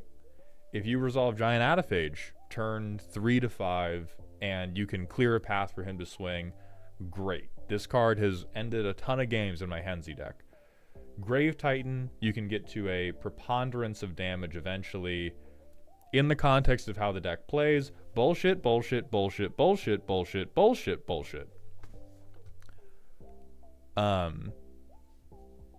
And so I distrust that immensely. I would really recommend replacing the graveyard doping section with repeatable recursion and better threats. Yes, Depressed. I would invest in the type of so like obviously Colossal Grave Reaver, which we already talked about, and then I mean Grave Troll's just a very good self-mill card. But like Conduit of Worlds, like after we have controlled the table, do Conduit of Worlds every turn rip a threatening creature. As Nick has suggested, this guy's fucking great. This guy's fucking awesome. 6 damage to a player for a non-creature spell? Hell yeah. A 6/6 with vigilance and reach that's always attacking? Hell yeah. We can recast him if they die? Hell yeah. So I would be more on like my ideal curve for this deck would be between turns 1 and 3. I'm playing either protection or I'm playing a self-mill piece. You have a number of these in the deck already, so that's fine. But it's between turns 1 and 3, I want to have either protection or I want to have something that mills myself on the field. Every game, turn 4, I'm playing Winter. Every game, turn 5, I am reanimating a threat or playing a threat. And I think, or I'm casting removal. And you just do that every fucking second. Depending on how cool you are with proxies, another really, really strong one is Ancient Brass Dragon, especially if you have all of this self-mill shit. Do you think this deck can make proper use of Vat of Rebirth? No, because I do not think you are putting a lot of stuff into the grave from the battlefield. If this was from your deck, great. But it's not from your deck. Would Zyator help in generating resources and spot removal, or is that too much cost, not enough benefit? Ascendants, I think that's too much cost for a deck that is already struggling to get a wide board. I don't think we have... From the gold fishing we saw, we are not getting the preponderance of creatures. Yeah, Oversold Cemetery is a good one for this deck. I would like it here. Add Words of Waste. Then DMC, we'll get to Soul Blast in just a second.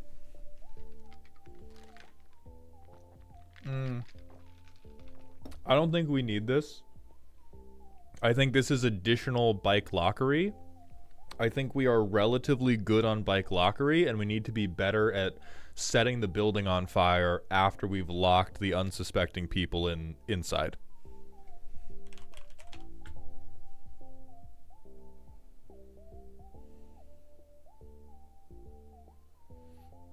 Now, this would break your personal rule about I'm not going to include additional card draw.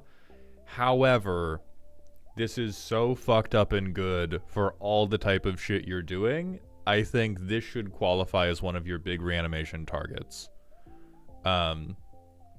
Big Corvold is, okay, I have 5 different permanent types too. I get a growing dragon threat that will also give me a card draw steroid. This is very much not it's not going to get the same reaction as like Rhystic Study, because you only get the cards from this after you've pseudo earned it by playing the rest of your game plan out. So this Corvold's very, very good. You also don't even get to cheat them out because you're not going to be sacrificing a ton. But it works perfectly with the rest of your self-mill engines. It gives you... you don't need to sacrifice. We have a ton of reanimation, and we have... Like, this is the type of thing where we play it... we either play it turn 8 because we've been land dropping, or we reanimate it early and then beat people to death.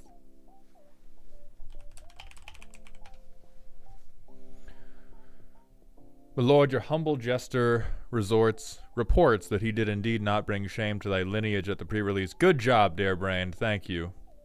Volt Vizenti, the Discord channel is named the Doghouse. Yes, like we are ignoring the discount. So other things that would be good. Other things that would be good to either reanimate or play on curve. So I'm going to say, like, if you mention the graveyard and you are in Jund and you cost more than 5 mana, we are willing to entertain you. Like, I think that is what this deck wants to be on. I don't think it needs too much more stuff pre-Commander, but I think it needs better stuff post-Commander.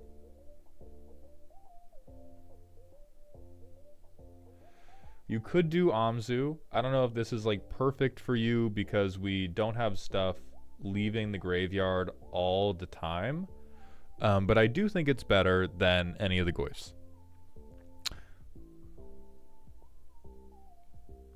There's Green Warden, but we're not really on landfall.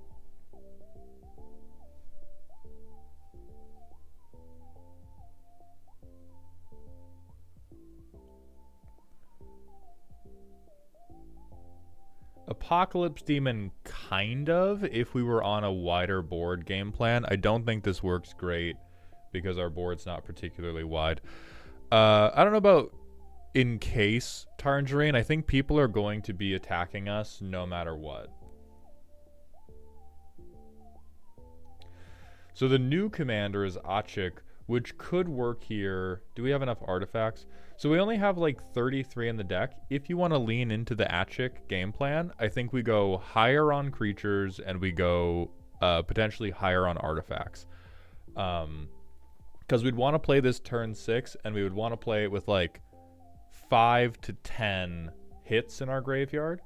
So as Elikman has so helpfully mentioned, that would be like, oh, I'm going to replace one of my enchantment mill engines with Overlord of the Baelmerk, because this is another creature hit that is going to mill. It's also going to double as a recursion option for us.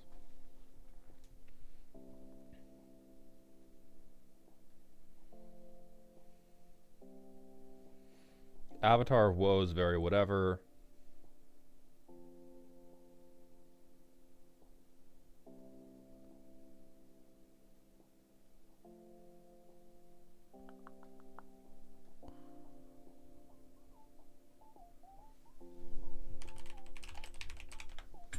Enduring Courage. I do not like this because I don't think, like, we don't have enough creatures to care a lot about haste enablers.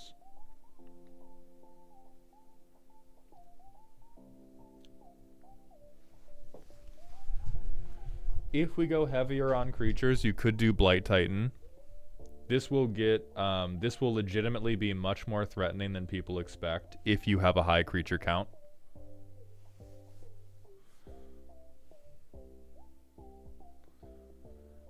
We should probably be on Breach the Multiverse for recursion. Now I realize we have to land drop into it, which that shit is tough. That shit is tough. Depressed Robot Stick Fingers is in every version of this deck. Stick Fingers is fucked up crazy style. Stick Fingers does tricks on it. He bounces on it. Yes, we always have Stick Fingers.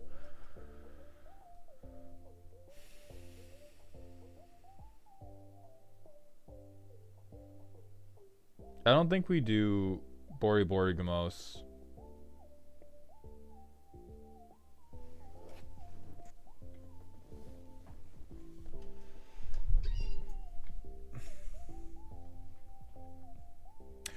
Ooh, Mason. Mason, you stinky, stinky Bjorkquist. How dare you?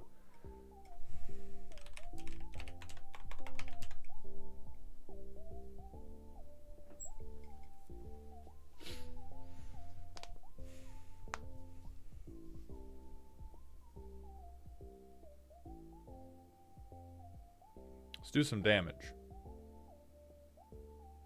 Let's do some damage. It's not like, this is not like one card win con, but this is another, we want things that are going to be like this card plus any amount of my already intended dirtling ends up in bodies dropping. And that is what Avenger of the Fallen does.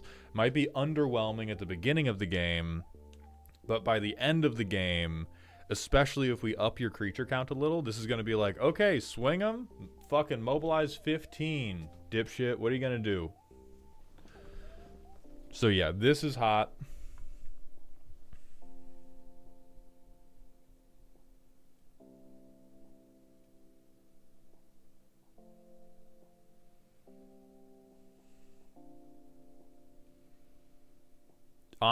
God, this one's cute as fuck, but I don't mind it. I love repeatable recursion so much. Yeah, as Z's talking about, like this this card is cracked as fuck.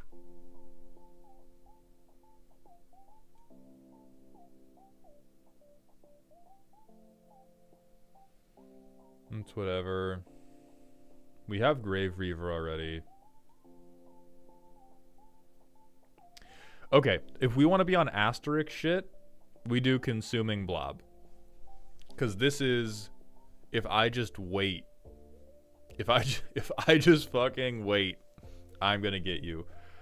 Alec, I'm not totally sold on Thantis because this deck This deck talked about how it was going to, like, oh, I'm land dropping, so it's not as oppressive. I fully believe that if you set this commander deck down in front of anybody who had played against it before, they would begin showing rabies symptoms. So even though Thantis is going to get counters on it, I think this is just like, it's not bad, but this line of text is superfluous because every creature was already attacking and they were already attacking you.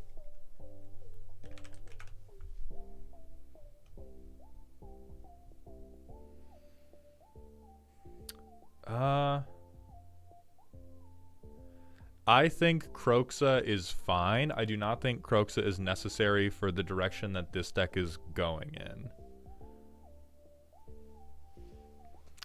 Like, and again, this is, your mileage may vary. I think your deck is already good enough at slowing people down. Kroxa is more fuel on the fire of, I need to stop you from playing Magic versus I need to play a ton of Magic myself. With your ability to hit Delirium, I think you're cool on slowing other people down, specifically slowing other people down in hand. Nissa is raising the good point of, we don't have, like, crawl space is the type of control we want. We want to slow people down from beating us to death, and we want to leverage the fact that we're probably going to have like one or two good blockers, but we're not going to have a ton of good blockers. So rather than continuing to attack people's hands, like, this guy is already taking a tire iron to people's hands. We don't need to take another tire iron. I do hate Pillow Fort, Alec, man, which is why all of my other suggestions are how do we murder people. What I hate about Pillow Fort is very adjacent to win conless control, where they're like, I Pillow Fort. Like, if we just added Pillow Fort to this deck as it was, I would be mad as fuck. If we have if the deck is turn 2 Mill Engine, turn 3 Pillow Fort, turn 4 Winter, turn 5 Threat, turn 6 Threat, turn 7 Threat, that's fine to me. I just don't want us going all in on like, please, no, please, I'll give you 2 cards on upkeep. Yes, you'll have to discard them, but come on, it's better to have loved and lost. That's what I hate. See, don't like Ophiamancer. Ophiamancer is the type of, like, permanent Pillow Fort that I'm not a huge fan of. Nath of the Gilt Leaf, hell no.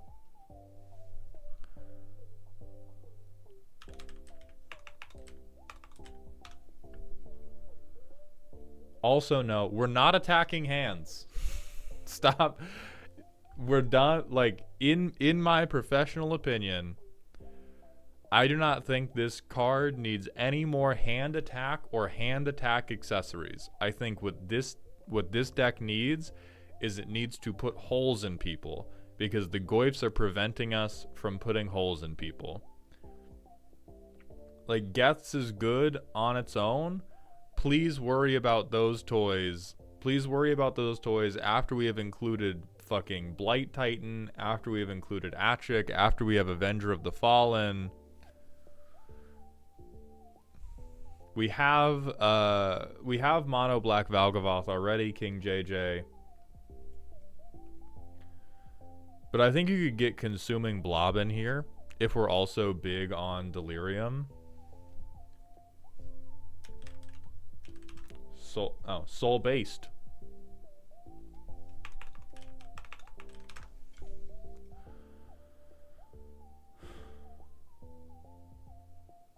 Oh no, this is awful. This is awful. This is a silly win con for sure. I think if we were going for silly, it'd be fine. But to be on spooky, I would be more convinced with like, especially in a deck that can't ramp, Crackle with Power has got to be like as fair as you can get. Crackle with Power has to be the like, hey man, you let me take 12 turns. You let me take 12 whole turns. What the fuck are you doing?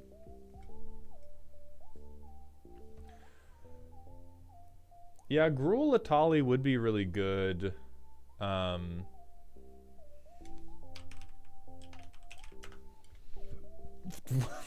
What the fuck am I doing?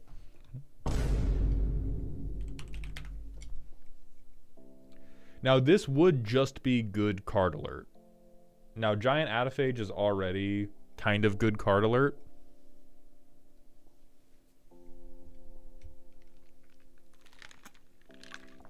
No, Dave, I think that's more hand attack accessories. Like, we don't want to pepper them. Hit them with a hammer.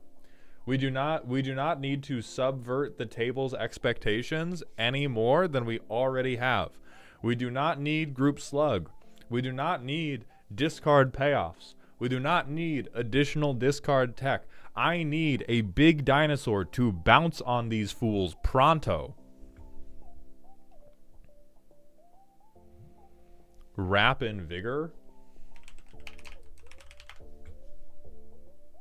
Fuck no. Just play Heroic Intervention.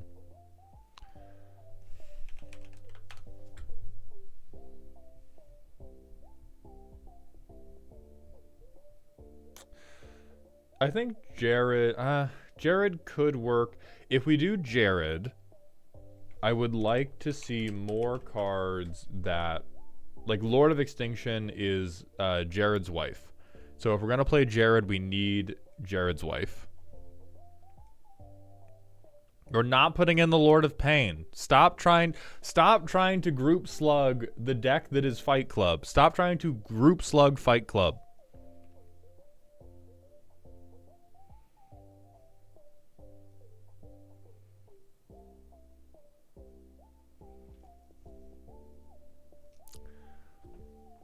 But I think that's going to be the end of the recommendations. Like, most of what you need to fix is, I think the Goyf shit's made up.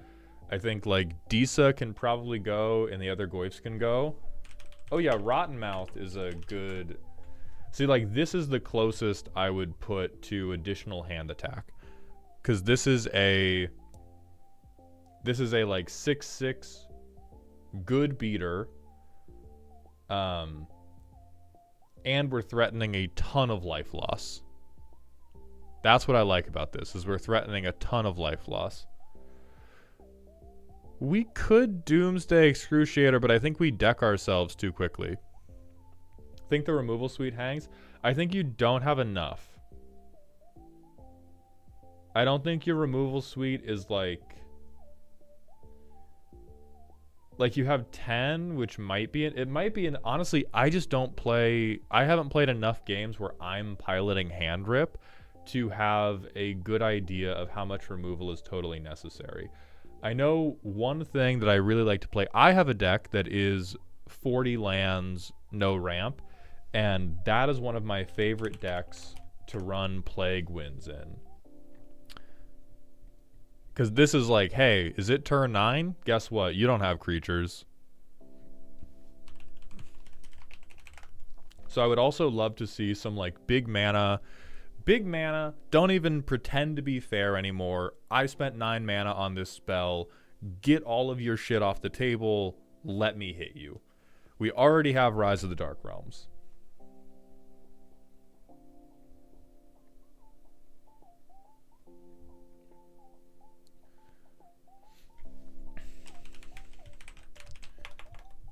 So I'm going to give you the official designation as Greedy Mechanic. I think you're fueling Delirium well, and I think you saw some caked up Goyfs and you got really fucking distracted. You acted up crazy style. Pectus Umbra is correct with Archon of Cruelty as that other last minute suggestion. But I would lean much more into good threats that I can reanimate and other ways to reliably reanimate our creatures. Don't put in Phage. So we're going to go to a manual ad break, and then we have Dave's deck. I'll see you all soon, because I'm going to use the bathroom. We're not doing Phage. We are seeing the light of heaven. No Galta.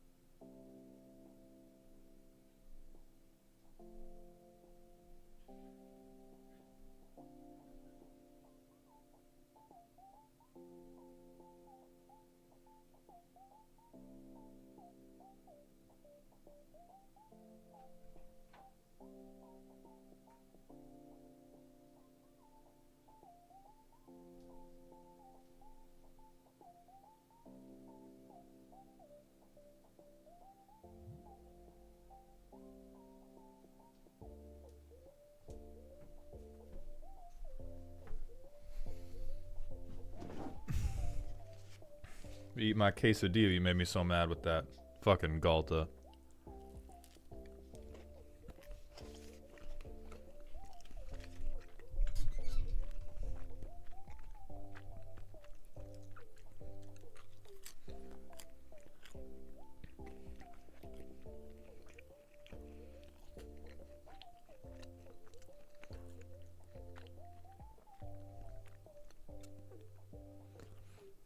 Why though? It's a big shithead for us to reanimate.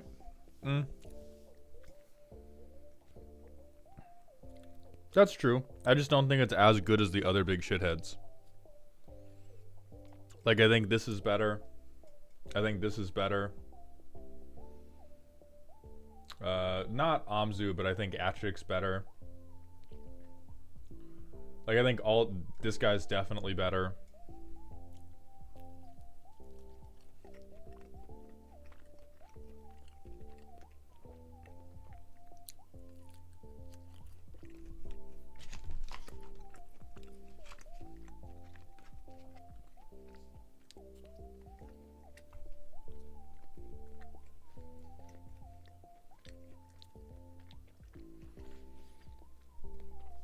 Leonardo, thank you for coming by the stream. I'm glad you like the content. I am in the mood to host a Commander deck, roast a Commander deck. In fact, that's what we're doing right now. That's what this stream is. However, Commander decks are only roasted via Kofi commission. And those have sold out for this month. So the earliest opportunity to get a Commander deck roasted is going to be next month on, when will they go on sale? I guess next month.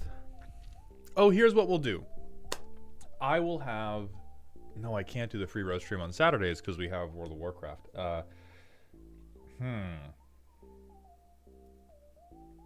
Next month, the free roast stream will probably be on Sunday the 4th.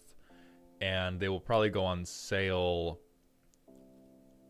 at the end of that stream. That might be how we do it. How quickly did they sell out? Let me see if Kofi tracks that.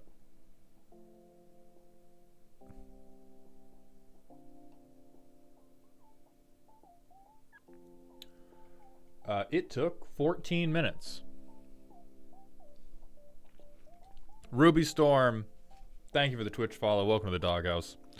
12:14. I turned them on manually at noon, and they sold out at 12:14.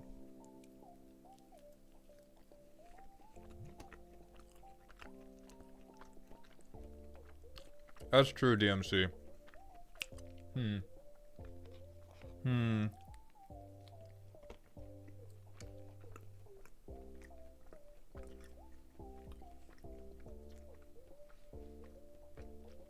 I'll think about that. Yeah, we have a little bit of time to figure it out. All I know is next month, the free roast stream is going to happen before the deck roasts go on sale. That's all I can promise.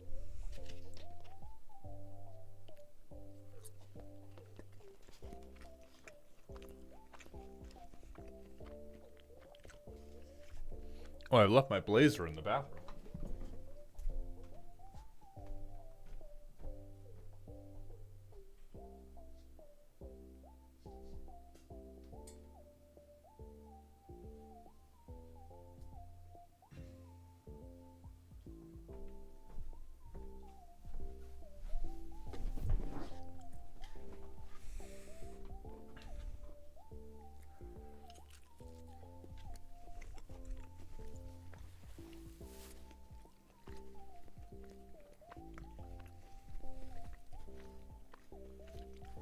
Fucking Master Multiplied spiked 1,300% because of Deadpool. Jesus. Tag team roast win? Literally never. Holy shit. Holy shit, I could yell about that for so long. I have had so many well-intentioned people who wanted to, like, jump on a video with me roasting a commander, and I tried to script a few, and I just instantly realized, oh, this is the literal worst thing ever. Well, it's because these are, like, so the thing that tricks everybody when it comes to asking to, like, jump on, it's not about agreement. It is not about people having the same mindset as me. It is that when people look at this, they're like, ah, this is improv, which it is, because I have to come up with all the funny stuff on demand. However, most improv is skit-based. This is not skit-based. This is like improv stand-up comedy. How many stand-up comedians do you know that do two-person acts? It's fucking nobody. For a reason. Yeah, it's like crowd work, exactly. And so trying to have, like, imagine two different comedians trying to do crowd work at the same fucking time. Like, it is just a disaster of knowing when one person is on a roll versus when you need to jump in versus when, like, you need to give the other person time to work. So, like, I will jump on like fully scripted videos with other people anytime. Or there's some stuff with like, I've done co-streams with Elk, I've done co-streams with Ian, and that's because the premise of the thing, like if we're doing a CEDH tier list or if we're doing a set review, that is a very structured thing.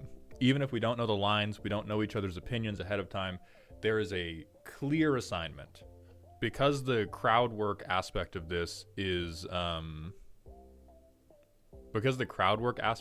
so amorphous, doing that live with another person is just a disaster. What about battle rap? A guy tried to get me to do one with him, and he published his battle rap first. And after I watched it, I was like, yeah, I'm not doing this. After I watched it and I watched the reception, I was like, yeah, man, good hustle.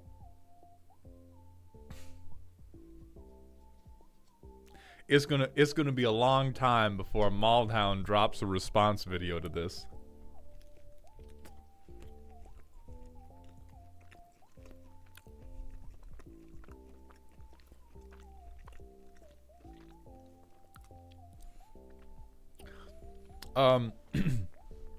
No, Oat Milk, I haven't seen the new Final Fantasy leaks. I don't chase leaks. I have enough stuff. I have more than enough officially spoiled stuff, officially released stuff to keep my mind very, very busy, so I avoid leaks wherever possible.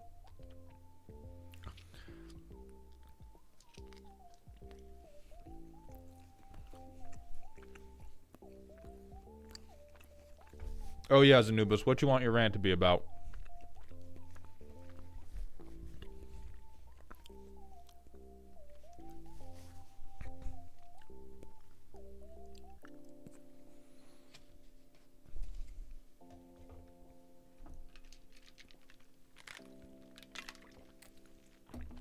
Manithios, we also have a personal question for you.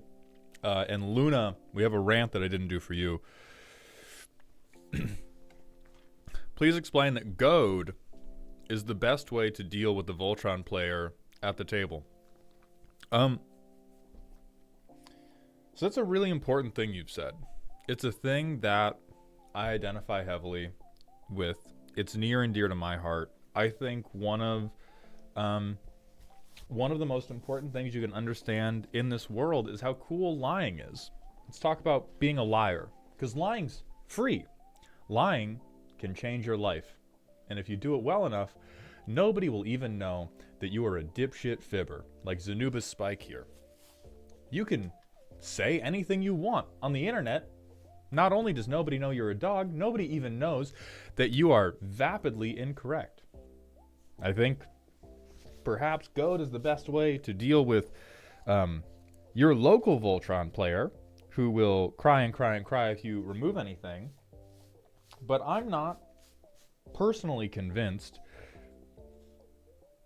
that forcing a 1v1 with the guy or girl or creature whose deck is entirely focused around the 1v1 is the smartest thing to do.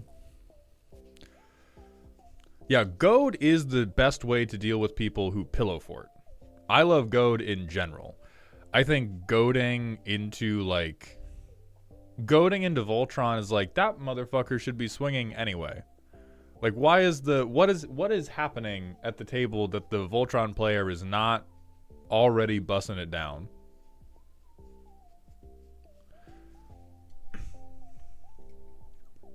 Omega8520, thank you for the Prime sub, my friend. Welcome to the dog home. I appreciate that generosity. I think goading sucks and it's for losers. That's crazy. Get banned for your wrong opinion. That's crazy. Goad's beautiful. Goad is God's perfect mechanic. It is just not the perfect mechanic to... It's not the perfect answer for literally everything. We also... DMC submitted a very Goad-heavy deck like a week ago, so that definitely was a bit. But we do love somebody who is willing to chuck themselves in front of a car for the bit. Using Goad with Captain Howler, Rizless, or too cute? Well, I think I'm gonna keep this one real short.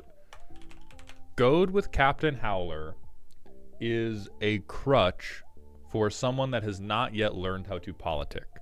With Captain Howler, you do want to be a little bit of a parasite, where you are discarding to other people's swings to pump them, and Goad can help you with that, but realistically, a Captain Howler pilot needs to learn how to read the table and learn how to get people to make those swings in the absence of Goad. Because if you can't do it without Goad, Goad is just an extra piece of the engine you have to set up, which is going to be very bad for you.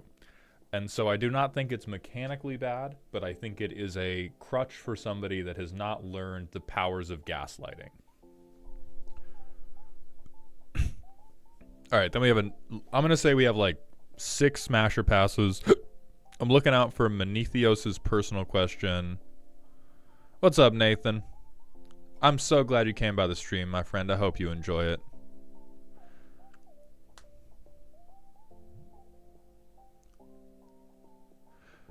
Oh, didn't mean to ask a question. Just happy to be here. Well, Menethios, thank you for being here, my friend. Okay. And then finally, at long last, Luna's rant. Rant about the Tarkir clans and why Mardu is the coolest.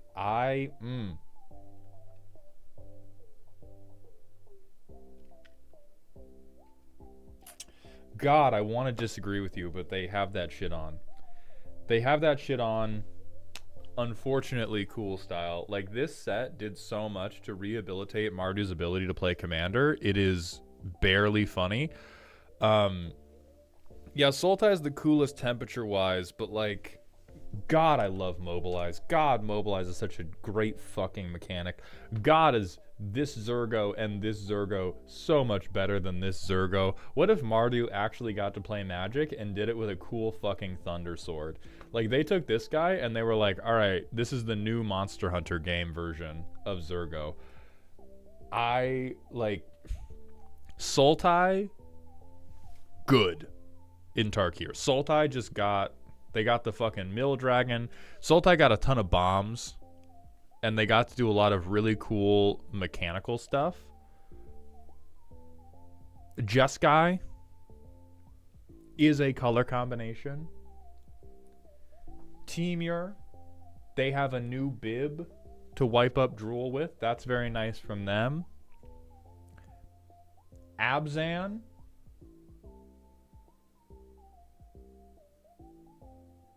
and then Mardu, like, they're just looking so fucking cool. Like, they look so cool. They are bringing the game to an end by reducing life totals, they actually get to draw cards for fucking once.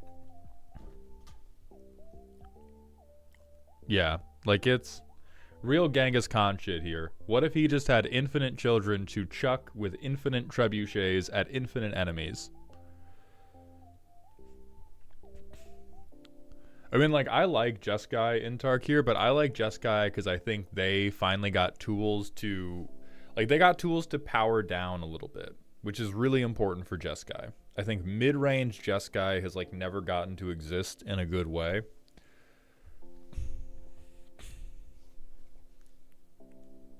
No, very technically, none of you heard me throw shade at Abzan because while I was trying to, I got too bored to complete the sentence.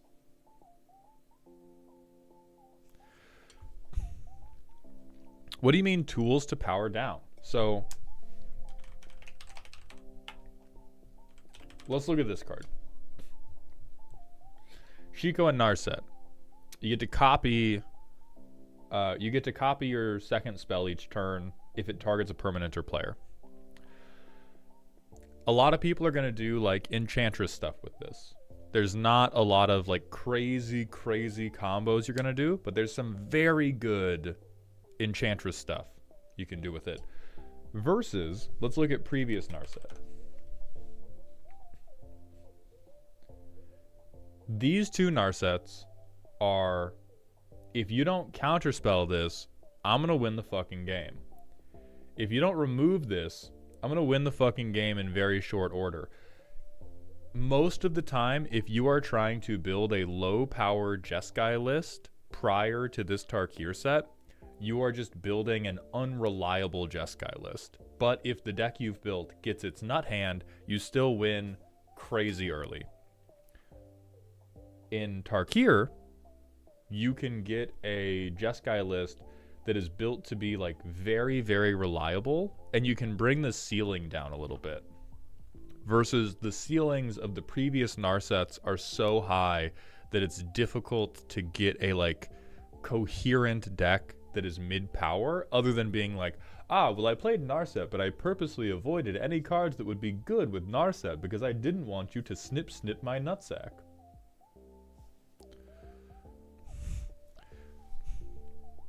Is Zinnia not a little more mid-range? True. Unfortunately, Zinnia is a bird who works for the fucking government and is just crazy boring to me.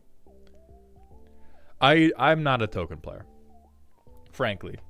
Like, I realize, the bird empregs you is very funny. It's a very funny sentence. As a play pattern, what if I did Jeskai ETB effects and they all made tokens when they enter and I got double tokens, which gave me double ETB effects, which was actually triple because I made Panharmonicon. I realize that fills many of you with the happy brain juice. It does not create happy brain juice for me, and so, So I guess I should say specifically, Tarkir gave me the tools. It gave me the tools to play Jeskai the way I want at a power level that is more casual. Then Alec Man, hit me with that rant request. The new Narset is the closest a Jeskai deck has been to something I want to build. Yeah, like this Narset, cool as shit.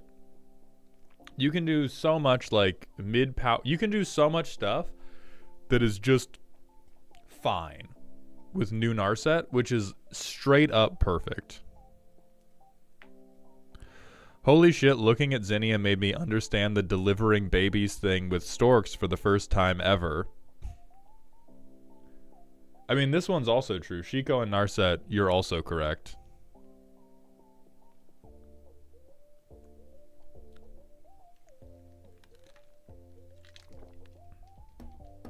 Okay, we're going to do 5 random smasher passes.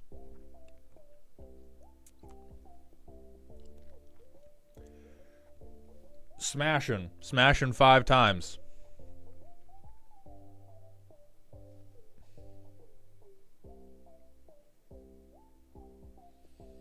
So middle figure, obviously yes. I'm kicking these kids off a cliff first. Hard pass. Smash. Hard pass. I got a vasectomy for a reason. No. The bears will not be impregnating me. No, thank you. No, thank you.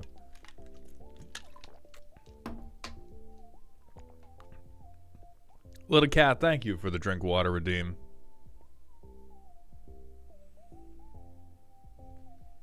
Also pass. Thank you for that extra random smasher pass dark. Get your fuck-ass frog out of here. Alright, if we're doing this, we're fucking doing this. What do you have against Abzan? I ask mostly because I love Abzan as a color combo. It has the highest concentration of legends I want to build / brew around. Onyxia, Felithar, Baitor, Nethroi, Narsi, even Cathril I find various levels of interesting. My Onyxia brew will be the first one I want to build in paper, so what do you have against it? Outside of a couple standouts, like Onyxia, I think even the roast I did of Onyxia, I was like, holy shit, Abzan's cool now. Most Abzan decks feel like they are the most natural extension, or they most naturally follow the line of competing against this deck is kicking sand into a baby's face. They typically have a highly specific hurdle they need to get around, and once they do, they are incredibly resilient. And so if you're lining up against an Abzan deck, the only thing it makes sense to do is sweep the leg before they get over the hurdle. For Baitor, if they're going the life gain route, it's typically prevent them from getting Baitor and another lifelinker. If they're going the life loss route, you typically get rid of the life loss engine. And if you don't, you're terminally screwed. If you do, deck does a whole lot of nothing. And those types of game plans are often very womp to me.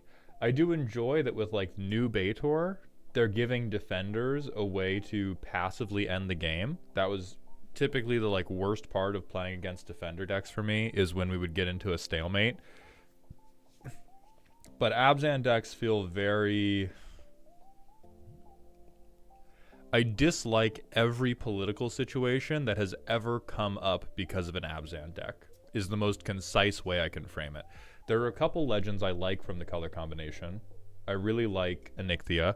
I've even seen a couple Abzan decks that have been submitted where I'm like, okay, this deck is chill and it works and it does stuff. A ton of Abzan legends, the path of least resistance just always appears to be the just like worst fucking play pattern I've ever seen. I do think they have new heat coming out, like new Felithar. I like this.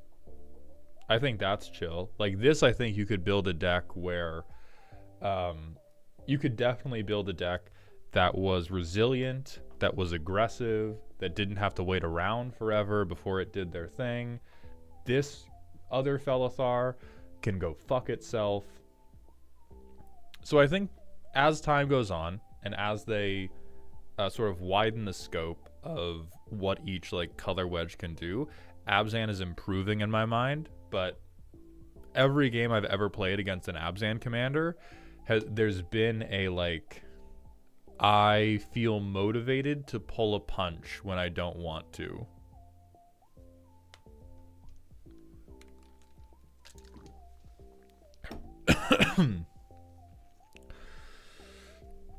But like this Felithar, great. Wasn't there there's a Jund Korvold does Felithar things, but only for itself, and you draw a card, which is extremely meaningful. And notably the Jund Dragon, who flashbang all the CEDH players and all the high power players. This happens anytime you sacrifice anything. Abzan Felithars only happens when she swings or whenever she enters. Korvold, you can sacrifice lands, you can use altars on your tokens, and you keep putting counters on him, you keep drawing cards, and you keep committing crimes. Felithar, you have to be having Felithar ETB or having Felithar swing. Okay, Dave, are you still here? And are you still ready to be roasted, my friend? And then, Dad, if you have come back from getting milk, let me know.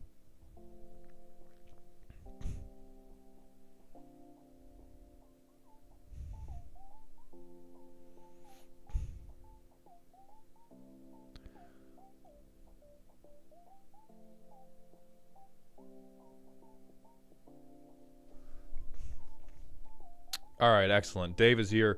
This is a silly, spooky deck. Fun abuse of the first Doctor.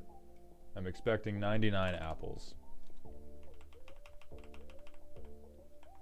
Let's exploit the elderly. All right, so we're Republicans.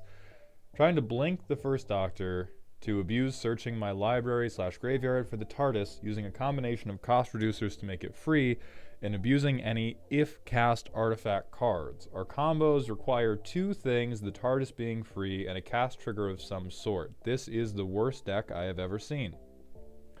Do I need to look at the 99? No. I would like to thank Dave for being so upfront with their primer, and I would like to wish you the very best of luck on the YouTube short you make about this combo before you dismantle the fucking deck. All right. Oh, this is Dad's? What the fuck? Oh, shit. Never mind.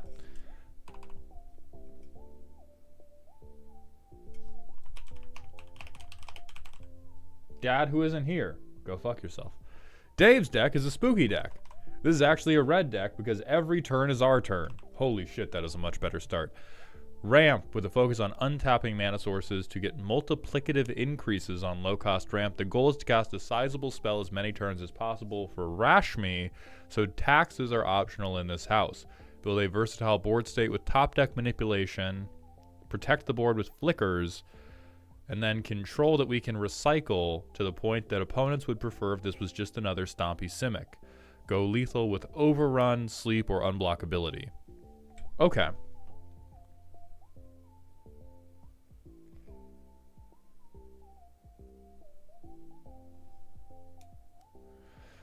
Don Wasman, to get a deck review, you must purchase a commission via Kofi. These are $50, and they went on sale today, and they sold out in about 15 minutes. Your next opportunity is going to be the first Sunday of May. Okay, so we have, whenever we cast our first spell each turn, reveal the top card of our library. We can cast it, or we can draw it. Which just means we have somehow managed to interrupt every person with something more annoying than do you pay the one. If Rashmi does not drop turn 3, the motherland weeps. That's very realistic.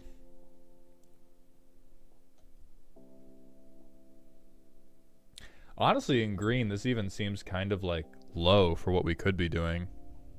Oh, right. Yes, I forgot. You can also pay $500 and join the Hall of Fame to get your deck roasted instantly. Garth Moranga's stepson, thank you for the Twitch follow. Welcome to the Doghouse. And Switch DM, thank you for the 5 months in a row at Tier 1, my friend. Welcome back to the dog home. Okay, because constant interruption only makes people die on the inside. So this is how we are finishing the game off. We are bouncing everything. We are running over you with draft overrun. We are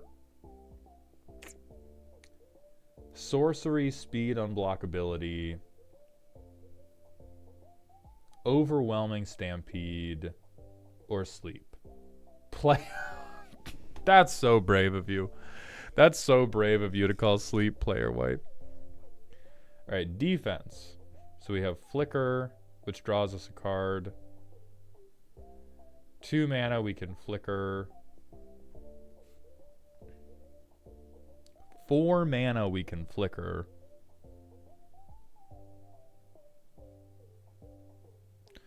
We can bounce something, Flicker it, give a 1/1 counter.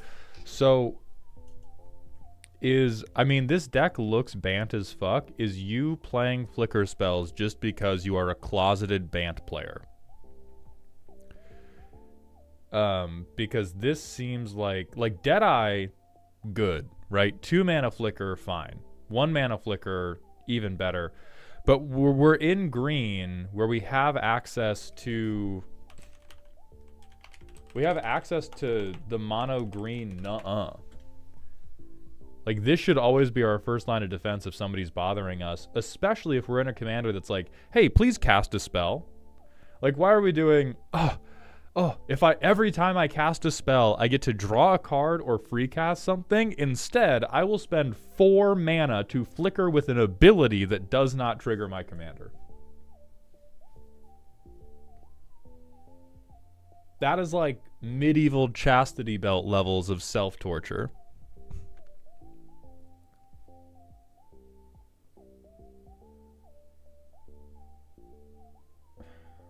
The bounce I also don't believe in. Like, the main thing that we want to be doing is we want Rashmi to stay out and keep triggering. So, like, Snap makes sense to me because it's at least mana neutral. We can hold up even more interaction if we want to, like, remove something later. But paying to put Rashmi back in our hand when we have, like, literally infinite options in mono green to pay 1 mana and just have her not die is like, that's some green player shit, or that's Bant player shit specifically. We are obsessed with having Rashmi bounce on it, and I would recommend that you reflect on that on your own time before you try to bring it into your deck building. All right, card advantage. We can play from the top. Perfectly fine, perfectly fine. Cavalier of the Gates. Yeah, top deck manipulation is decent here. Elven Chorus is a little... Rashmi is not the bounce target. Then what are you bouncing? Are you just doing, like, frilled mystic shit? Why would I win the game when I could instead extend the game to force people to look at the deck I think is really, really cool? The other 80% of my ETB creatures? Okay, then I'm more partial to that.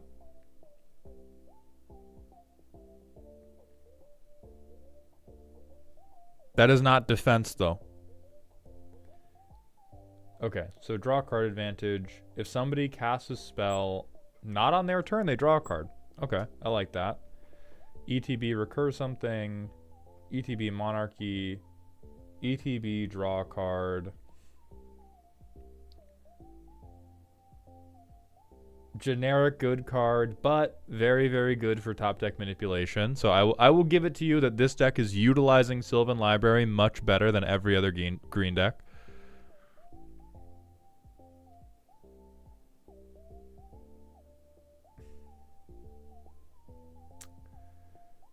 Reality Chip seems fine. Yeah, Wave Break Hippocamp also fine. Fucking win more, but we're in green, so of course.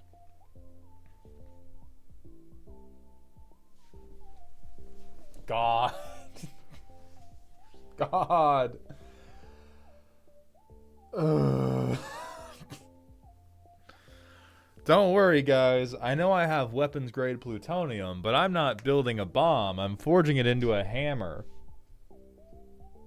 And a Scryland. Perfect. The 4 Horsemen of the Apocalypse. Scroll Rack, Sensei's Divining Top, Sylvan Library, and a tapped Scryland. I still worry I could deck myself. Honestly, in a deck like this, I would cut this as a like for self-improvement. I think if you are decking yourself in this deck, something has gone terribly, terribly wrong. If this deck cannot win the game before it decks itself, that is a scathing rebuke of how the deck is built, and not a like, oh, this is a thing that this is a like natural weakness I need to cover. You are in Simic Draw a Million. People should die. or you should just accept that you're the devil and play Thassa's Oracle. Those are, which way, casual player? Then interaction. We have a tremendously cute stifle that can blow something up. So this is...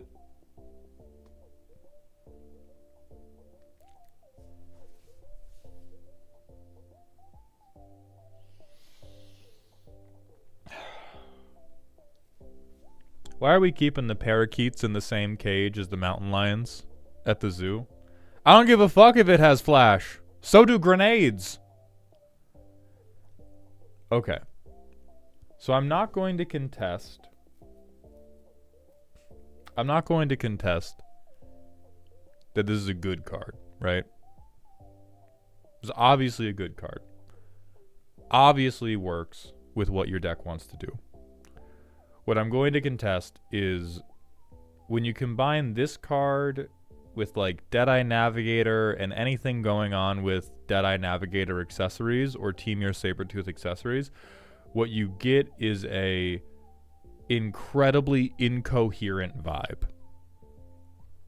It's a very good card next to one of the cutest fucking cards in the entire fucking world. And when you have such a large disparity in how effective your cards are, I've never seen it not lead to a bad play experience.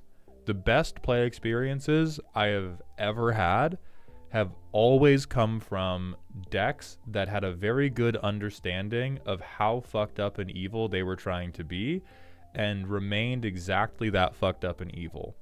And like Green Scout Slime, you have a lot of... You do have, well, I'm not going to say a lot. You have a couple good flicker engines. You have a couple good control engines. Looking over this, I see an almost endless amount of control and barely any ways for that control to actually kill people. This looks much more like a nature documentary than it does a commander deck. Like, we have some overrun, but almost everything was put in this deck because it would stop other people and not because it would do something good for you. Which is, like, I love hater shit. I'm a hater. I am a D1 hater. My career is hating. But there's an important aspect of hating. Your ceiling on hating is only so high if all you do is tear others down. One of the best ways to hate is to make your life better than the other person and then hate just a little bit. Just pour a little salt on them. I mean, deck theory, if opponents have no stuff, then we can kill. Yeah, if opponents have no stuff and I put, 10 power on the board? Yeah, then I kill them. But like, let me goldfish this and see how long it takes to murder somebody. Okay, we don't want the motherland to weep, and so no extra turns, and we have a crazy advantage engine. That's a great turn, too. That's a tremendous turn, too. We'll double draw. We'll put these two lands on top, because we don't really need them. Turn 3, the motherland does not have to weep. We will put a land and another land back on top. I will play a land. I will Master of Keys. Draw this land. Turn 5.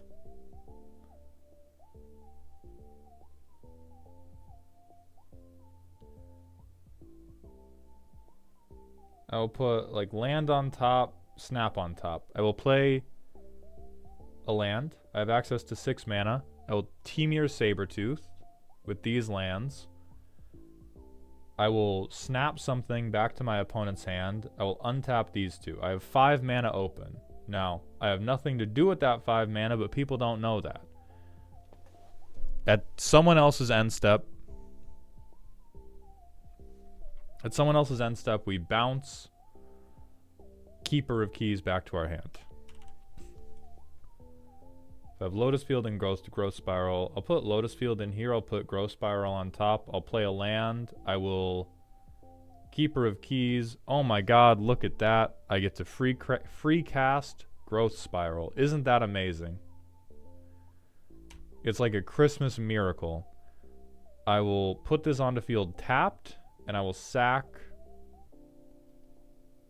I'll tap basics. I'll be correct. I'll tap basics. So I have Lotus Field, lands in grave. Someone else's end step. I bounce Keeper of Keys. Now, notably,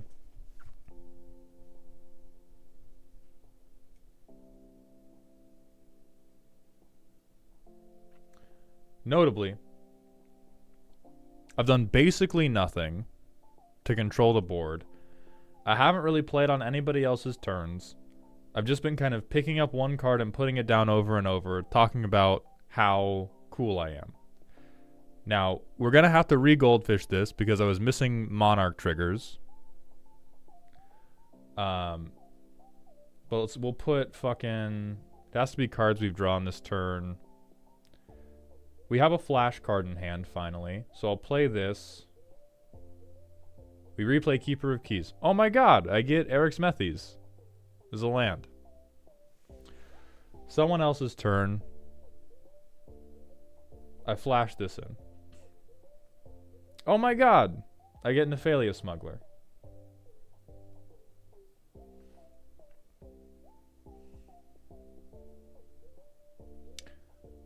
I bounce Keeper of Keys again.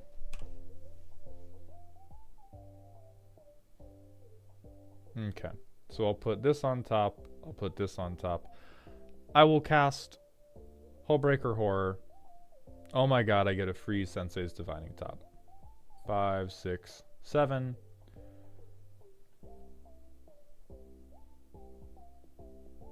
I have 4 mana open. I'll spend 1 to look at the top 3. Crazy. Fucking crazy. And so it's like turn 8, we have relied on... Turn 8, we now have something that probably wins. Just from the combination of like, Hullbreaker can remove literally everything. I can bounce this 1-drop back to my hand. I don't have like a flash enabler, but like between top, Hullbreaker Horror, a 1-drop, and Team Your Sabertooth, something will eventually win the game. But we just have like... We are all in on Rube Goldberg Machine, and our primer talked a very big game about our control ability. We're mulliganing that hand, and our control ability like really is not there.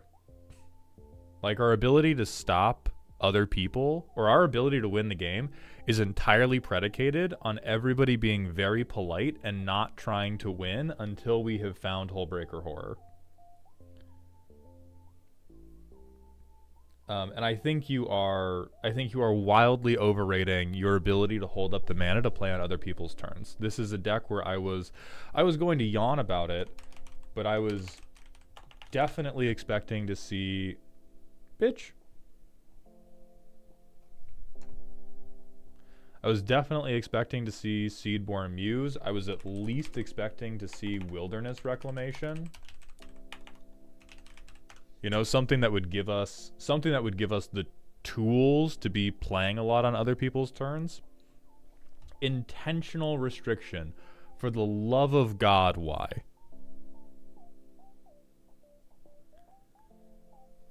Like we don't want to put... So like in anime, right? When people put Nen restrictions on themselves, it's because they want a specific outcome, and the restriction is a trade-off to get that outcome. The outcome you have made this Nen restriction for is the game takes longer while also less happens.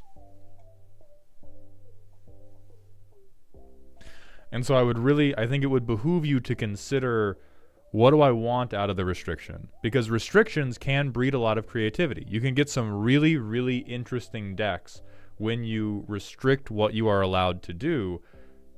However, I do not think the restriction of like, oh, don't worry guys, it's not going to be fucked up. I can't untap my stuff. I will be doing some Hullbreaker horror loops though. Like that creates, like that is a Nen restriction where it's like you're aiming for a hostage situation at that point. Because we don't have good overrun. Like we we put in a win condition under duress, and we put in probably the gentlest overrun effect green has access to. Like this is overwalk. This is over warm stroll in the sunlight, not overrun. And then there's like sideboard of like, oh, look how mean I could be when like Cultivator Colossus is so fair. It would be so fair to be like, here's a 15/15 with trample. And like Avabruck Caretaker is like the most normal card ever.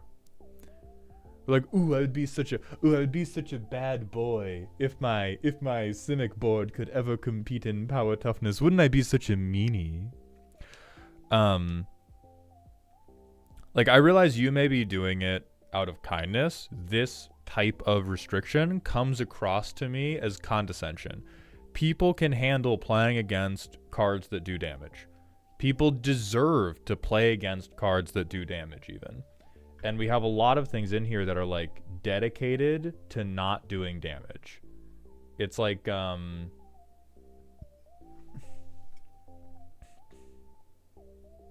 it feels like you're trying to be a little league football coach rather than trying to play commander. Like it feels like you're trying to force everybody to find a way around your deck while not actually trying to play against them. You're just trying to go like, oh, watch out there, sport. You didn't set up that slide tackle perfectly correctly. How about you put that back in your hand? You can try again in a little bit. We're going to let Todd take a crack at it. I don't want anybody to feel left out, okay? I'm going to be bouncing all of your stuff. Crazy style, sport, okay? So how about you just take another run at it? We'll see. I'll give you some tips. Whereas, so it feels very like, you know, the main engine kind of works, but we have,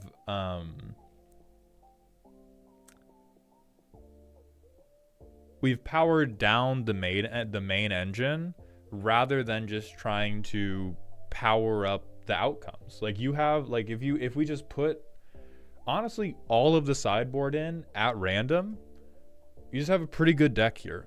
And there's nothing wrong with having a good deck. Good decks are good and fun, and I think specifically this is like silly comma spooky. Like this is a spooky deck that made you feel bad, or somebody made you feel bad for playing good cards and fuck them for it. And so you tried to turn your spooky deck into a silly deck rather than just making a silly deck. Like this deck deserves to be good. Rashmi is a good card. Simic is a good color combination. You deserve to do the strong stuff. Or if we're gonna do the silly stuff has to have a deeper premise than arbitrary restriction. I love restrictions. I hate arbitrary ones. I hate restrictions that come from a place of like, I put this restriction on specifically because I think it will make the deck weaker. And so that I can be incredibly conceited for a moment. Hell yeah, Dave, I love to hear that. So I can be incredibly conceited. What I'm talking about is like, my Niv Mizzet deck has a great degree of restriction because I'm trying to clone as many Niv Mizzets as possible. That restriction makes the deck weaker than if I built the best Niv Mizzet deck I could, but the restriction's point is not to keep the power level down. The restriction's point is that the phrase, the movie Niv Mizzet into the Glizzyverse brings me great joy.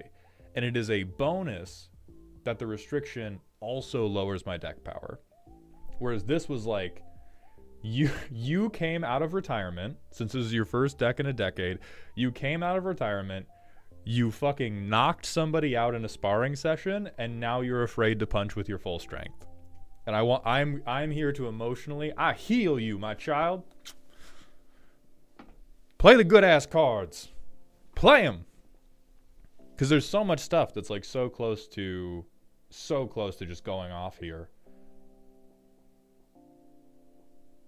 Yeah, like straight up, this is funny. This is hee hee hoo hoo. I don't know who got mad at you for this. I hope they heal from the things they didn't talk about, but I hope they do not heal from mocking doppelganger. Every creature deserves to be mocking doppelganged. Every creature in this fuck ass game deserves to get hit with mocking doppelganger. This card is straight up funny.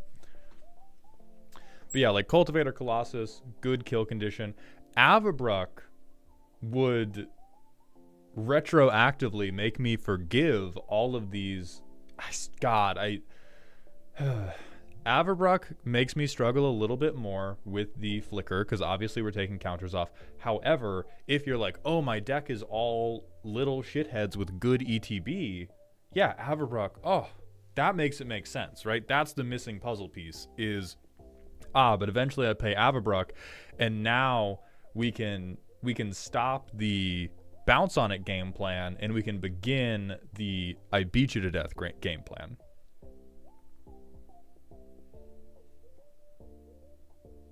Yeah, little mean. I see why they okay, I see why they hit you with it. Little mean. I see why they hit you with it. This is also just funny.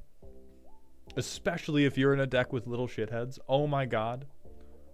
Oh my god. Nice commander. To be terrible if it was a 1-mana 1/1.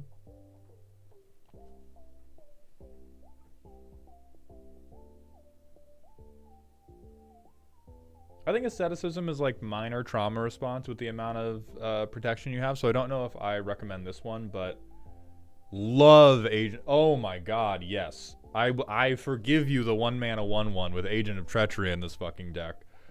So you definitely have some trauma to work through. You're a boxer that's killed somebody in the ring, is what I'm picking up out of this deck. You came out of retirement. You killed a child incidentally, and now you get the shakes anytime you sit down at a commander table. And we're gonna, hey, listen, it's okay. It happens. It happens. Especially with the Soviet game plan. Yeah, okay. The sideboard explains everything about this deck. So Treachery, hot as fuck. Like Avabruck, like Cultivator. I like High Fate Trickster. Okay, this one's a little evil. This one's, Dave, I'll be honest with you, I don't know about that one. Mind's Dilation, also on the really high end. This is like really heavy on triggers, not as heavy on make you win game. Very funny, put it in. Very funny, put it in. Gosh, also very powerful.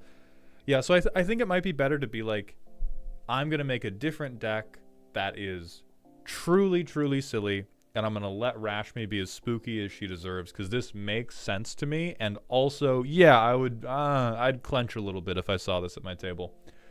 Immediately great. Probably fine for some swaps. But yeah, this is like a deck that could have 2 versions, which I do a lot. I did it with Henzi. I'm going to be doing it with Hashatan.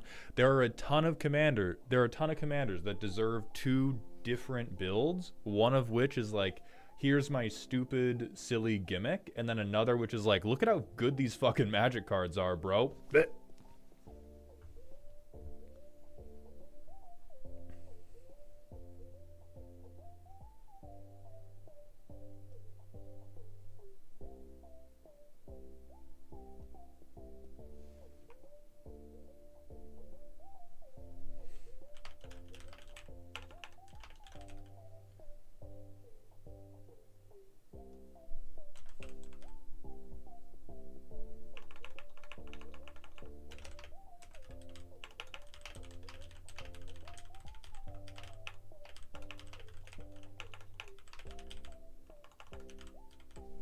So this is your official designation. We cannot fix you, Dave, because you deserve to be worse. And once upon a time, you were. And I'd like to help you get back to that person. While also, I will pay your bail, Dave. You call me. You call me when they put you away for playing these fuck-ass cards. Tell them who sent you, okay? Tell them who sent you. And then, like, if you really, really like Rashmi, I would try to spend some time meditating upon, like, what is a truly corny thing that might force me to use bad cards in pursuit of something that I thought was really funny and could still win a Magic game. That is like, those are the peak decks for me. They're very hard to come up with. Not every commander has a easily definable gimmick that will achieve that. But I would just build the good Rashmi deck and then start thinking about, like, what's something else that I like with Rashmi that I could maybe convert into winning the game and will probably force me to use some bad cards, but is not as simplistic as I'm not going to let myself use X effect. Like, the thing you want to be looking for is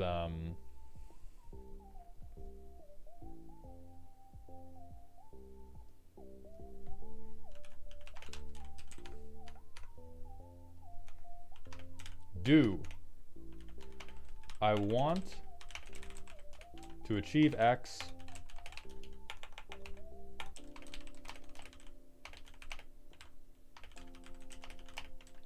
I want to achieve X, which will force me to use Y instead of Z. Don't I refuse to use X in order to be cool.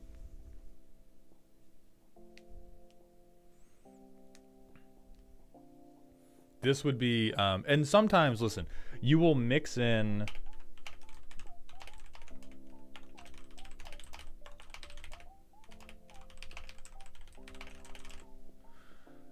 a little bit of this. There will be some cards where you're like, okay, well, I'm not going to put Rhystic Study in because that sucks. But for the most part, you're going to have more fun going, I'm trying to achieve this specific thing, and to achieve this specific thing, I have to double down on, I don't know, like Keeper of Keys or something, rather than Sylvan Library.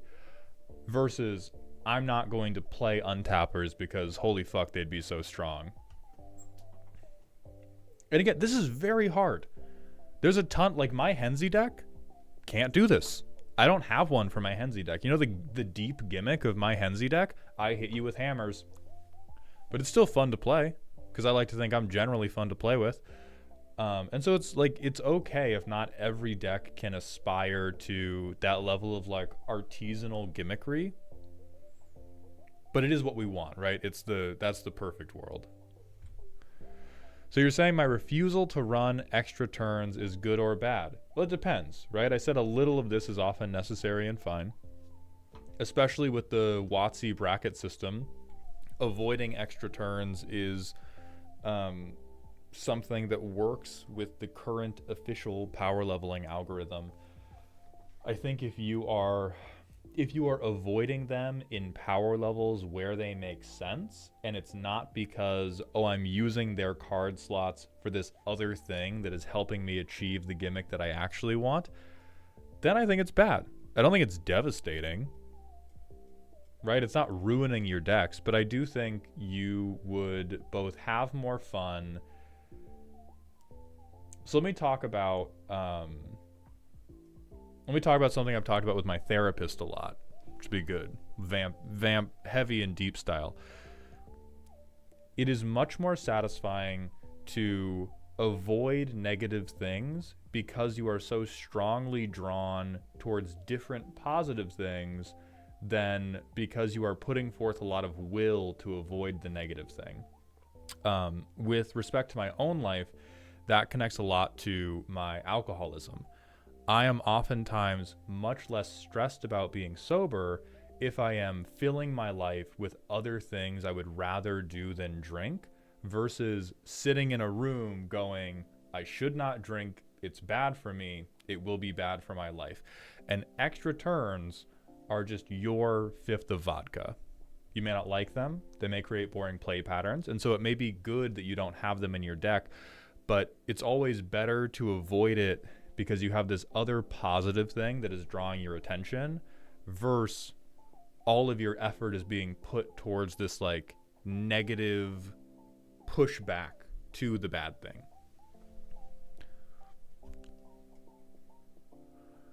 Yeah, we vamping.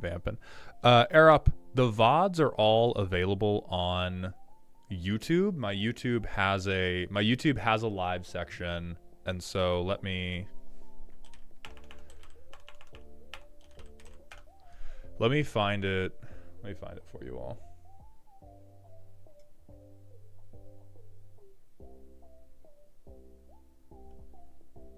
So if you're on my channel and you go to live, find every live stream I've ever done.